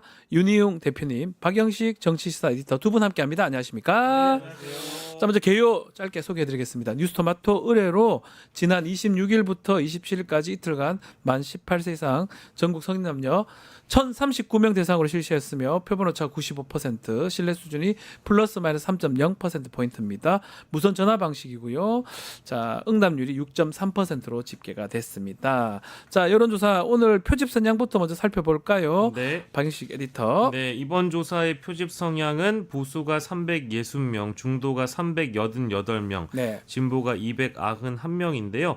여타 이제 여론조사에서 두드러지는 좀 특성이긴 합니다만은 최근까지 있었던 여론조사에서 뭐 이른바 이제 보수 과표집 이런 네. 표현들도 많이 합니다만은 뭐 아주 특정적으로 이렇게 결과가 좀 튀게 나올 만한 보수 과표집까지는 볼 수 없겠지만 이번 조사에서도 보수가 진보보다 70명 정도가 더 많은 지금 표집 성향 분포를 보이고 이 있습니다. 표집 성향을 지금 알려드리는 건 뭐냐면 그거 감안하고 이제 보라는 건데 최근에 보면 대표님 좀 보수가 조금 더 잡히는 경향이 있는 것 같습니다. 조사들 보면 대체적으로 예. 원래 보수 성향이 좀 더 많긴 하죠. 많긴 합니다. 많긴 한데 근데 지금은 좀 더 많은 거죠. 더 잡히죠. 어떨 때 이제 지금 결과가 좀 이상하다면 더 많이 높을 때가 잡힐 때도 있는 있어요. 경우가 있는데 네.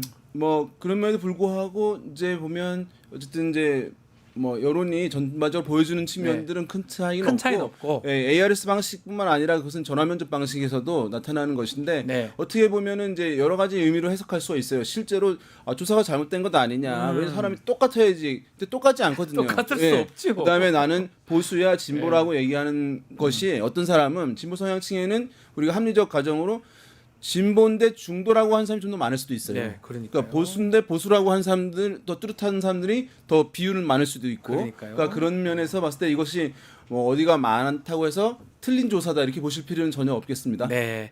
자, 사자 가상 대결 붙여봤습니다. 21대 대통령 선거에서 누구를 뽑을지 이재명, 김문수, 이준석, 권영구 후보 어떤 결과가 나왔습니까? 네, 이재명 후보가 48.6%, 김문수 후보가 38.5%, 이준석 후보가 10.1%, 권영국 후보가 1.2%, 그 외 다른 후보 없음 잘 모름은 1% 미만으로 지금 나와서 어느 정도 지금 자신이 거의 다 정해졌네요. 네, 지지하는 후보가 선택이 됐다라고 봐야 될 것 같고요. 예. 지난 조사 대비 이재명 후보가 전체적으로 봤을 때 마이너스 3.3%가 됐습니다. 더 네. 빠졌고 김문수 후보가 0.8% 올랐고 이준석 후보가 2.9%, 권영국 후보가 0.5% 올랐습니다.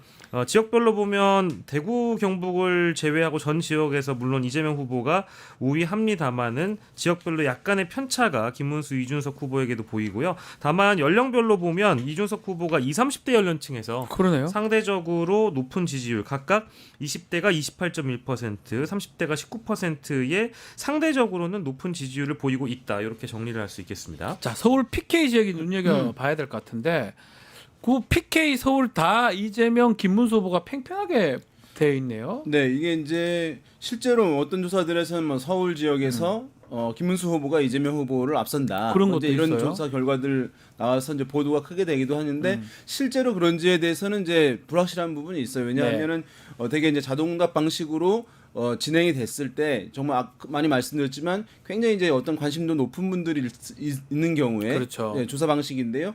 그런 경우에 이제 나타나는 현상이에요.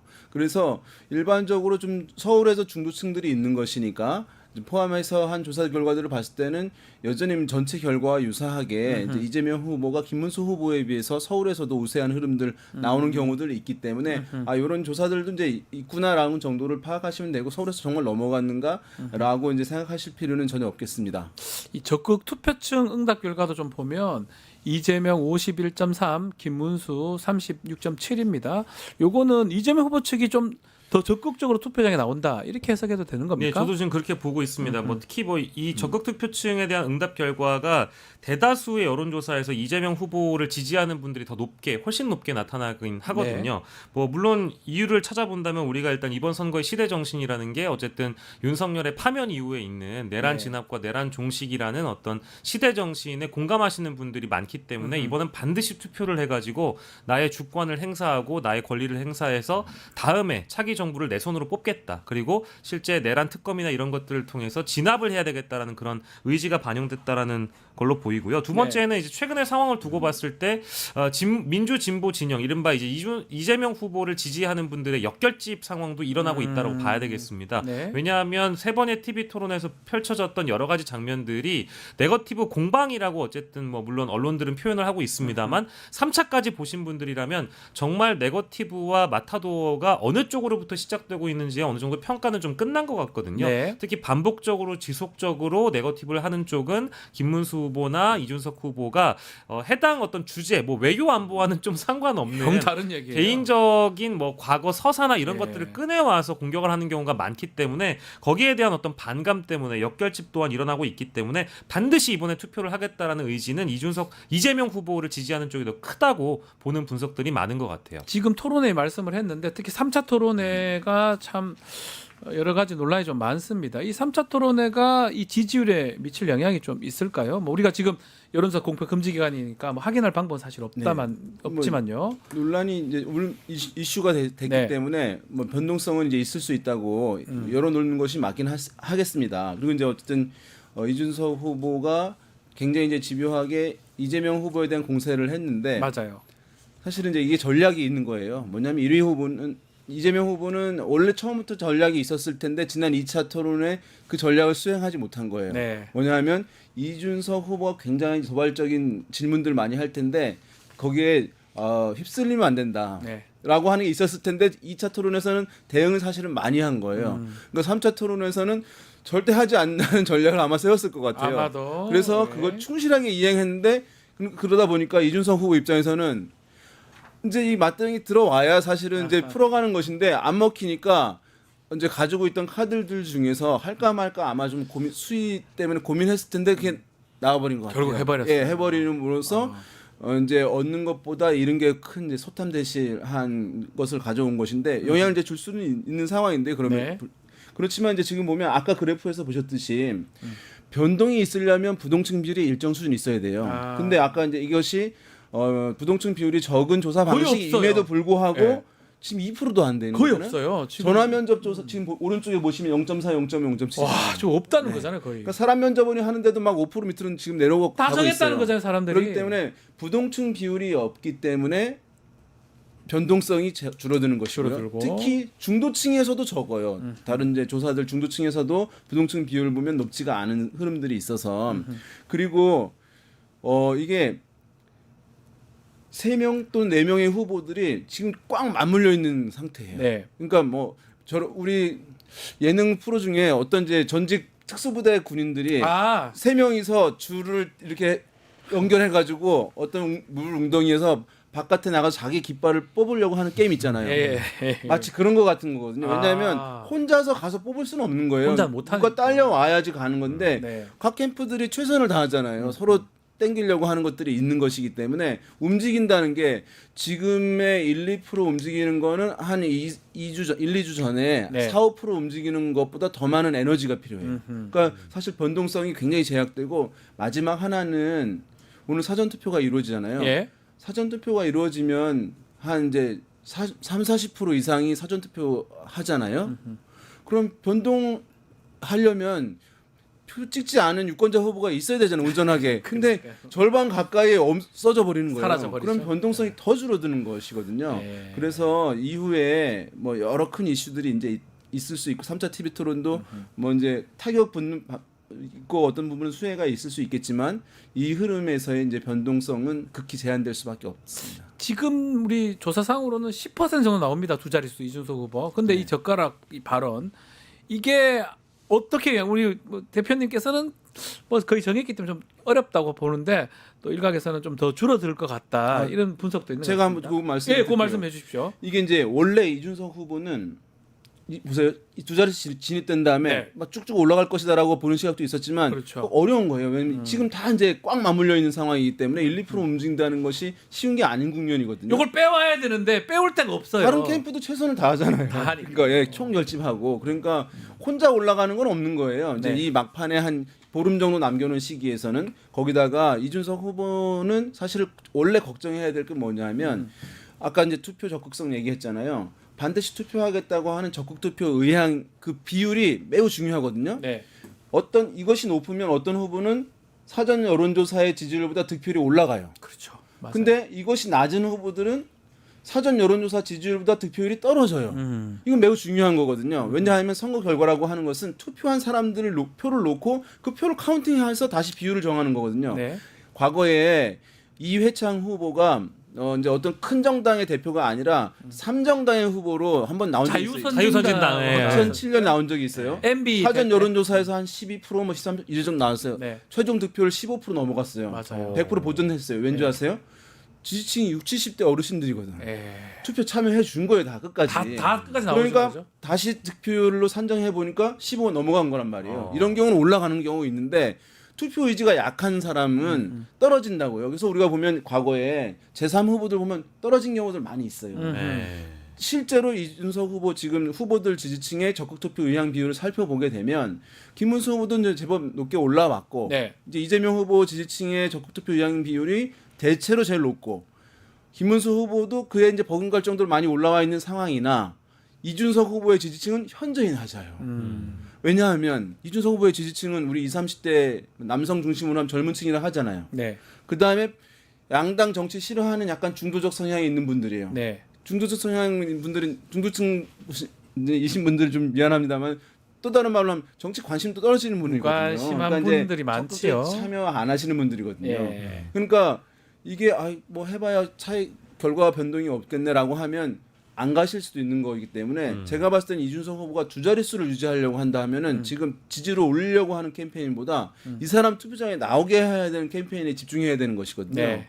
그래서 지금 두 자릿수가 나오고 있지만 이걸 실제 득표율에 나오기가 지금 녹록지 않은 상황이에요. 어제 또 악재까지 발생하는 상황이기 때문에 그래서 좀 두 자릿수 득표율을 보이는 게 불안한 상황이다 말씀드리겠습니다. 근데 그게 네, 이제 가르센터. 악재라고 표현을 하기에는 네. 계획적이고 의도적으로 준비된 발언을 함으로 인해서 내가 반 이재명의 선봉장이 되겠다. 그러니까 이른바 김문수 후보가 아니라 김문수 지금 토론하는 거 봐라. 후보 경쟁력 없지 않느냐. 내가 이렇게 확실하게 이재명을 때려주지 않느냐라고 얘기를 하면서 보여주면서 어쨌든 자신의 득표율을 올리려고 했던 전략으로 저는 읽었거든요. 근데 그게 패착인 것 같아요. 근데 이제 의도가 이제 있었다 하더라도 그걸 얘기해서 효과가 안 좋으면 안 좋은 것이지. 그렇죠. 예, 그러니까 지금 보면 근데 제가 봤을 때는 이준석 후보가 오래 정치를 해야 되잖아요. 그렇죠. 사실은. 네. 근데 그러면 어떤 낙인이 찍혀 있는 건 매우 제일 안 좋은 거죠. 제가 득표율이 더 올라간 것보다 떨어지는 것보다도 그 낙인 찍히는 게 앞으로 정치인이 더 안 좋거든요. 앞으로 사회는 사실 이제 이런 이슈에 대해서 이제 인권 감수성이나 이런 부분에서 더 강화되는 시대로 갈 거 아니에요. 그렇죠. 지난번에 이제 효과를 본 것이긴 한데 그런데 젊은 정치인이 유망한 정치인이 굉장히 감각 있고 속도감 같은 것은 제가 봤을 땐 타의 추종을 불허하거든요. 그런데 이 낙인이 이제 강하게 찍히게 되면 이후에 그냥 고정적인 수준의 이제 평가를 받게 되는 것이니까 계속 따라올 수밖에 없는 거잖아요. 그러면 사실은 이준석 후보 입장에서 봤을 때 길게 봤을 때 너무 이제 이른 게 이제 많은 선거 아니었겠냐. 어제까지 사실은 남성 위주로 해서 그거는 지난번 대선 같은 경우에 이제 이게 진보 뭐 40, 50대 진보 뭐 60, 70대 보수 한 상황에서 20, 30대도 대부분 진보 정당의 친화성이 있던 상황에서 이걸 갈라치면 나눠지게 되면 효과가 그때 있을 수 있는 거잖아요. 네. 근데 요것만 단독으로 할 수는 없는 거잖아요, 정치를. 효과가 적을 것이다. 굉장히 지금 답답하다라는 생각도 드실 그렇게 거고. 표현하신 근데 거예요. 만약에 그것을 참모들 중에 누가 있었다고 하면 다 제가 봤을 때는 다 말릴 거거든요. 네. 근데 그 토론 안에 준비가 좀 혼자 한 것 같아요. 그 내부의 분위기가 말리는 분위기보다는 이 전략이 주요할 거라고 그렇게 생각했던 것 생각해서 같아요. 그래요? 추진했을 그럴 거라고 것 저는 같아요. 보죠. 그러니까 이제 그 발언이 나왔다라고 해서 저도 잘 이해가 안 됩니다. 납득하기 어려우니까. 그래서 이게 뭐 어쨌든 그 효과를 노려서 그러니까 저는 김문수의 표를 가져오기 위한 전략으로 봤다라고 하면 이거 큰 패착이다. 가져올 수 있는 거는 굉장히 뭐 어떤 황교안이나 극단주의자들, 극우주의자적인 유권자들의 표를 갖고 올지는 몰라도 이 발언 자체가 보수의 언어는 아니거든요. 그러니까요. 이거는 보수도 아니고 뭐도 아닙니다. 이거 진영이나 이념을 떠나서 모두가 품격이 없지 비판하는 않습니까? 발언이고요. 네. 어제만 하더라도 일부 보수 커뮤니티라고 불리는 이준석의 팬덤으로 형성된 그 커뮤니티를 제외하고 모든 언론이 이준석 후보를 비판했고 오늘 조간 사설만 보더라도 보수 성향의 언론들 모두 다 이준석 후보를 때리고 있어요. 맞아요. 이 정도의 상황이라고 하면 어제 그 정도로 사과하는 건 안 됐던 겁니다. 그러니까 태도나 자세가 더 진중하게 사과를 했었어야 됐는데 지금까지 태도나 자세가 난 잘했다라는 식의 그런 태도거든요. 그래서 지금 언론들이 뭐라고 낙인 찍고 있냐면 대국민 언어 성폭행 범죄 행위라고 찍고 있어요. 근데 이 낙인이 진짜 오래 갈 거라고 심지어 이준석 후보와 굉장히 가깝게 지냈던 평론가도 이게 한 30년은 갈 거라고 얘기를 하고 있거든요. 그러니까 이게 단기적인 문제가 아니고 이건 중장기적으로 이준석 후보가 과연 정치를 더 할 수 있을까 싶을 정도의 파급력이라서 그래서 지금 답답해가지고 전략을 왜 이렇게 짜졌을까 그런 말씀하시는 거 같아요. 환경에서 안 되더라도 그냥 두 자릿수 정도 얻으면은 굉장히 남는 장사를 그러니까 왜 하는 그랬다는 상황이거든요. 거예요. 근데 여기 사실은 이런 도발을 했을 때 한 1, 2% 올릴 수 있겠죠. 근데 그게 무슨 의미가 있습니까? 사실은 그러니까요. 당선하고 아무 상관이 없는 것인데 네. 지금 이 상황에서 꼭 누구를 무너뜨려 가지고 내가 당선이 되겠다라고 한다는 건 그야말로 그거는 이제 비합리적인 판단인 상황이잖아요.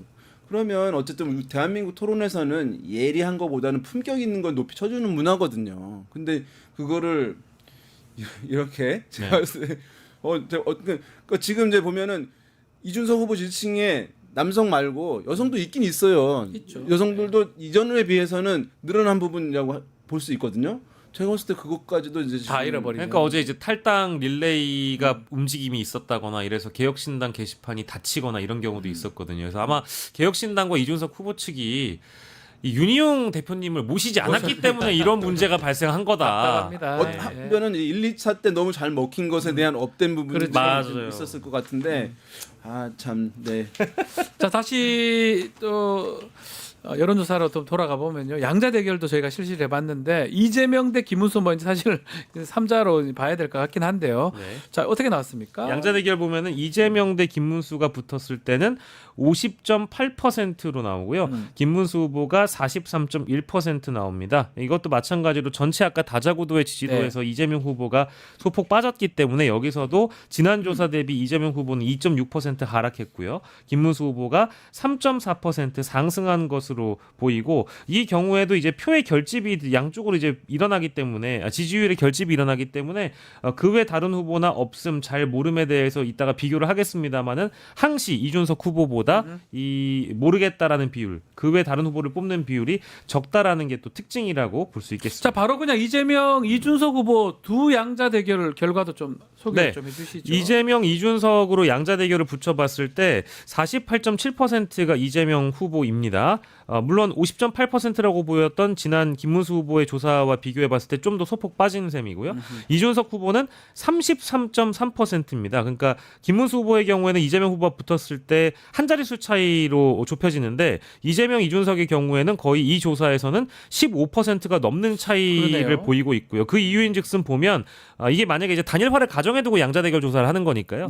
그 외 다른 후보 없음 잘 모름의 비율이 김문수 후보로 붙여봤을 때보다도 훨씬 더 고배 가깝게 늘어난다라는 점, 이 포인트라고 볼 수 있겠습니다. 그러니까 국민의힘의 어떤 지지층 중에서 이준석 후보를 도저히 받아들일 수 없다고 하는 분들이 있는 거예요. 그렇죠. 저거 봤을 때는. 그래서 이것은 뭐 어떤 이유일지 모르겠지만은 어쨌든 많이 이제 악영향을 미쳤다라고 생각하시는 분들 이제 있었기 때문에 사실은 이제 이게 단일화가 됐다 하더라도 이런 이제 소신 있게 하시는 분들 같은 경우에는 적극적으로 지지를 안 했을 수 있는 것이니까 아무튼 지금 이제 의미가 없어지는 상황이죠. 지금 이제 단일화가 될 가능성이 매우 낮기 때문에 이미 오늘 투표가 진행됐기 때문에 사실 그래도 마지막까지 하겠다라고 뭐 얘기를 하긴 하는데 막 거의는 의미는 없겠죠. 11시 반쯤에 10시 반인가 11시 반쯤에 김문수 후보가 어쨌든 국회를 찾아갔고 의원회관을 찾아갔는데 못 만났다라는 거 아니겠습니까? 근데 그 후속 보도를 보니까 이준석 의원이 전화를 받지 않았다라는 거예요. 근데 국민의힘 관계자의 마지막 이제 코멘트를 보니까 그래도 본투표 전까지는 단일화 노력을 하긴 하겠답니다.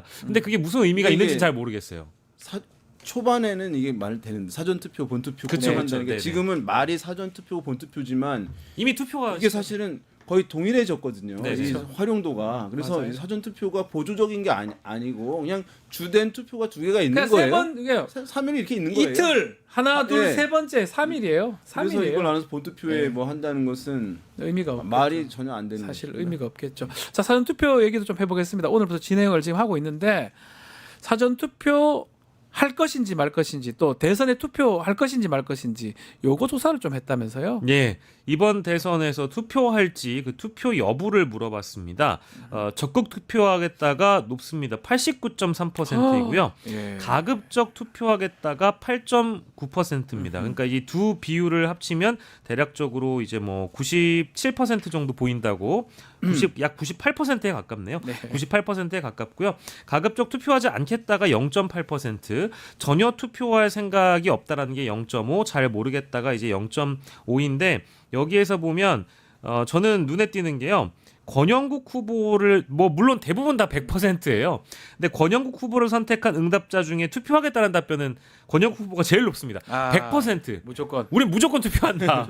왜요? 나머지 이제 보면 사실 이게 뭐 큰 의미가 없다고도 볼 수 있겠습니다만 이재명, 김문수, 이준석을 선택했던 응답자 중에 각각 이재명 후보 98.5%, 김문수 후보 98.3%, 이준석 후보 98.4%로 보여줘서 대부분 다 투표하겠다는 의사를 보인 걸로 보입니다. 이게 사실은 이제 이 자동답 방식이기 때문에 특히 이제 이렇게 그쵸. 나와요. 적극적인 분들이니까. 이분들은 원래 반드시 투표할 분들이 다 조사에 응답하는 방식이기 맞아요. 때문에 그래서 이제 사람 면접원이 하는 이제 중도층들이 제법 이제 표집되는 방식에서는 이 차이가 이제 커요. 이재명 후보, 김문수 후보는 비슷하고 이준석 후보는 한 70대, 70%대 정도로 뚝 떨어지는 것이 보여주는 것이거든요.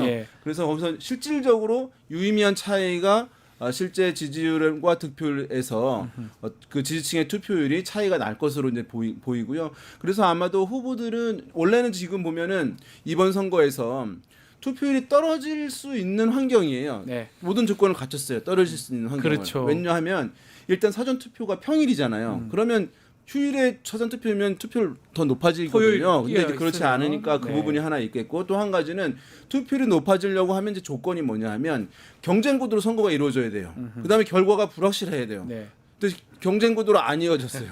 선거 결과가 좀 약간 확실할 수 있다고 보이는 거예요. 그러면 사람들이 투표 가치가 떨어지는 거거든요. 투표율이 덜 나갈 수 있는 상황인데 그러면 이기는 후보는 이제 긴장이 풀어져서 따라가는 후보는 해봤자 뭐 이런 거. 아까 이준석 후보는 자체의 지지층의 그런 특성에 의해서 그래서 지금은 투표율이 높으면 어디가 유리하고 불리한 이런 얘기가 의미 없는 때예요. 이번 선거에서는. 다만 각각 지지층들은 투표율을 끌어올려야 자기 득표율이 올라가는 거거든요. 그러니까 지금 아마 오늘부터는 각 후보들이 자기 지지층의 투표율을 올리는 캠페인에 대동단결해서 이제 할 가능성이 높아 보이는 그런 상황입니다. 자, 지금 9시 지금 대선 사전 투표율 지금 말씀 좀 드리면 역대 최고치입니다. 3.55%고 이 속도대로라면 높네요. 오늘은 뭐 15%니까 원래 사전 투표 첫날은 원래 평일이기 때문에 지금의 이제 열기를 생각하면은 제일 높은 거죠. 토요일까지 생각하면은 이제 어떻게 될지 예전엔 토요일이었으니까 예전에는 둘째 날이 그 20대 대선이 이제 금토를 했더라고요. 그렇죠. 대부분 금토를 이제 수요일이 선거일이기 때문에 대부분 5일 전이 그 금토가 사전 투표일인데 이번에는 화요일로 잡혔잖아요. 본투표일이. 그러니까 이제 목금이 된 것이어서 아마 이제 오늘은 역대 최고로 높을 것인데 내일은 이제 휴일이 아니니까 약간 좀 떨어지지 않을까라는 생각이 들긴 해요. 전망을 하는데 다만 이제 그럼에도 불구하고 투표율이 전반적으로 좀 낮을 것이다라고 하는 부분인데 많이 떨어지지 않거나 비슷할 가능성도 있다는 논리도 충분히 가능해요. 왜냐하면 아까 우리 에디트께서 잘 설명해 주셨듯이 이번 투표에 대한 본인들이 역사적 의미를 생각하시는 그 유권자들이 있을 수 있거든요. 이런 사람들은 결과 차이와 무관하게 내가 정말 이번 상황에서 역사에 참여한다는 의미로 투표하겠다고 하시는 분들이 있는 거예요. 그러면 투표율이 많이 안 떨어지는 거예요. 실제로 이제 이재명 후보 지지층을 보면은 투표 참여 의지가 떨어져야 되거든요. 제일 높아요. 다른 후보 지금 상황에서 그러니까 이제 그 이재명 후보를 통해 가지고 투표하려고 하시는 분들 같은 경우는 그런 의미에 대한 부여를 좀 하고 있는 것 아닌가라고 하는 이제 분석이 가능한 상황이어서 그럴 경우에는 투표율이 덜 떨어지는 가능성이 있다는 이제 말씀드릴 수 있겠습니다. 지난 대선이 이제 77% 나왔는데 이번에 이제 그 뭐 물론 사전 투표율 첫날에 지금 이 시각에 이 투표율을 가지고 뭐 아주 정확한 전망을 하기 어렵지만 굉장히 어렵지만 지난 대선과 유사하거나 조금 더 높아질 가능성도 있을 것 같아요. 그러니까 왜냐하면 워낙에 이 투표에 대한 관심이 지금 높아진 상황이고 저희가 이제 적극 투표층이 어느 정도 되는지는 지금 여론조사로 좀 봤잖아요. 실제로 다른 조사들에서도 좀 높게 나오는 부분들이 있어서 그렇게 됐는 그러면 이제 누구의 지지층의 투표 참여율이 더 높았냐에 그게 따라서 중요하겠죠. 이재명 후보는 만약에 여론조사에서 50%가 안 됐을 경우라도 득표율에서 50이 넘어갈 수도 있는 거예요. 만약에 이제 그 지층이 적극적으로 나왔다고 한다면. 거의 다 나왔다면. 전반적으로 지금 보면 이제 이재명 후보는 과연 이제 득표율이 50%를 넘어갈 것이냐. 김문수 후보는 과연 40%를 넘길 수 있을 것이냐. 이준석은 득표율 10%를 넘길 수 있을 것이냐에 따라서 승패 여부와 무관한 의미 부여가 가능한 상황이에요. 50% 넘으면 굉장히 의미 부여 더 가는 거거든요. 그다음에 이제 김문수 후보가 40 넘었다고 한다면 선전했네. 결집했네. 근데 이준석 후보 두 자리 쓰면 이제 좀 유력한 정치인 반열에 올라간 될 수 있는 상황이기 때문에 근데 이 세 가지가 모두 다 달성 불가능해요. 합하면 100이 넘어가잖아요. 그러니까 한두 명은 달성을 못 하는 거예요. 제가 2명 달성 못 죄송합니다. 아니 뭐 다른 방송에서는 막 이제 그 출연자분들하고 진행자분들하고 내기도 하시더라고요. 뭐 우리 말 나온 김에 우리가 투표율만 얼마 정도 나올 것 같아요? 지난번 투표율이요? 77이면 저는 한 78 정도 나올 것 같아요. 우리 한 76 정도 생각하는데 좀 더 낮게 나온단 말씀이시죠? 사실 75도 높은 거거든. 너무 77도 높은 거고. 호주 같은 경우가 막 90% 되는데 그런 의무 투표제예요. 안 하면 페널티가 있어요. 네, 맞아요. 근데 이게 페널티가 없는 상황에서 한국은 이제 OECD 중에서 굉장히 높은 탑 클래스거든요. 이거 더 높아진다. 저는 77로 가겠습니다. 행운의 77. 왜냐하면 이번에 이제 어쨌든 빛의 혁명을 통해서 굉장히 또 젊은 분들도 거리의 시위에 동참하는 모습을 보여줬잖아요. 근데 사실 또 그렇게 따지고 보면은 역결집한다고 해가지고 보수층에서도 아스팔트 극우 보수 이제 이런 층에 동의하는 또 젊은 층도 분명히 거리에 나오긴 했거든요. 그러다 보니까 이게 어쨌든 선거의 양태라는 게 지난 대선의 어떤 결집 양상과 동일하게 보여질 것 같아요. 과거에 이제 진보가 열세일 경우에는 하도 안 되니까 안 나가는 경우들이 있었어요. 2007년에 대선이었죠. 정동영 MB 두 사람 할 때. 근데 이제 지금은 진보가 우위고 보수가 이제 약간 열세잖아요. 그런데 그럼 어르신들은 보수층의 주된 이제 지지 기반인 어르신들 같은 경우는 상황과 상관없이 투표하는 비율이 높으신 부분이니까 떨어지더라도 많이 떨어지지는 않을 것이다라고 하는 전망이 가능하겠습니다. 자, 마지막으로 정당 지지율도 한번 살펴주시죠. 네, 이번 주 정당 지지율을 보면은요. 더불어민주당이 44.7%, 국민의힘이 34.8%, 그리고 개혁신당이 8.8%, 민주노동당이 2%, 그 외 다른 정당 1.8, 없음이 7.2%로 나왔습니다. 자, 개혁신당 지지율이 눈에 띕니다. 그리고 뭔가 양당의 민주당, 국민의힘 지지율이 조금 격차가 줄어드는 모양새고요. 이거 다 결집 현상 등등으로 봐야 되겠죠, 대표님? 그렇죠. 이게 지금 개혁신당은 어쨌든 이준석 후보가 계속 나오는 것이니까 그러면은 지지한다고 얘기하고 후보들 지지율에 좀 따라가려고 하는 부분들 있는 거고 지금 민주당은 이 정도 정당 지지율이 사실 50% 나올 수 없거든요. 근데 40% 중반대라고 한다는 것은 이제 이 수준도 높은 것이라고 할 수가 있겠고 국민의힘은 제가 봤을 때는 이 조사 방식에서 한 40 정도는 돼야 평소에 정당 지지율을 가져가는 거예요. 근데 국민의힘 정당 지지율이 지금 35%도 안 되잖아요. 빠져 있다는 거죠. 그러니까 국민의힘의 원래의 지지층들 평소에 국민의힘을 지지한다고 얘기를 못 하는 상황인 거예요, 지금. 그러니까 국민의힘 지지층 후보가 이 지지율도 안 나고 정당 지지율도 떨어진 상황인 거예요. 그러니까 이른바 이제 보수 결집 자체가 안 되는 상황이 지금 선거가 오늘 시작되는데 불구하고 투표가 그래서 보수의 김문수 후보는 갇혀 있고 대선에서는 반드시 중도의 바다로 가야 되는데 가지 않고 선거가 끝날 것 같아요. 이번에 김문수 후보는 그냥 박근혜 전 대통령, 이명박 전 대통령 만나고 본선에서 그런 경우가 없거든요. 그러니까요. 그래서 납득하기 좀 어려운 그런 행보인데 여기 그 개혁신당 지지율 상승세는 저희가 이제 중요한 지점을 또 빼놔가지고 사실 대선 후보를 내지 않았던 조국혁신당 자체를 이제 조사에서 누락을 시켜놨기 때문에 아마 이제 선택지 없다 보니까 또 이제 군소정당 중에 개혁신당 후보를 낸 이준석 후보 덕분에 이런 지지율이 나왔던 것 같습니다. 알겠습니다. 자, 오늘 방송 여기서 마무리하겠습니다. 두 분 말씀 감사합니다. 고맙습니다. 내일은 최인호 인미의원의 최타임, 또 김종대 의원의 최강 디펜스, 또 세계화 K도 준비되어 있습니다. 내일도 많은 시청 부탁드리겠습니다. 시청해주신 여러분 고맙습니다.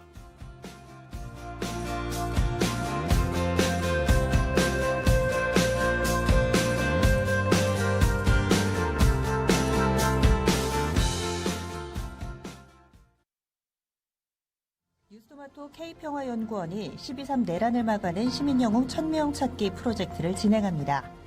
비상계엄 선포 이후 국회, 광화문, 남태령, 한남동 공관, 헌법재판소 등지에서 내란을 막고 탄핵소추를 이뤄낸 시민영웅 1000명을 찾아내 대한민국 민주주의의 역사로 기록하고 시상의 본보기로 삼음으로써 민주주의를 더 널리 확산하기 위한 프로젝트입니다.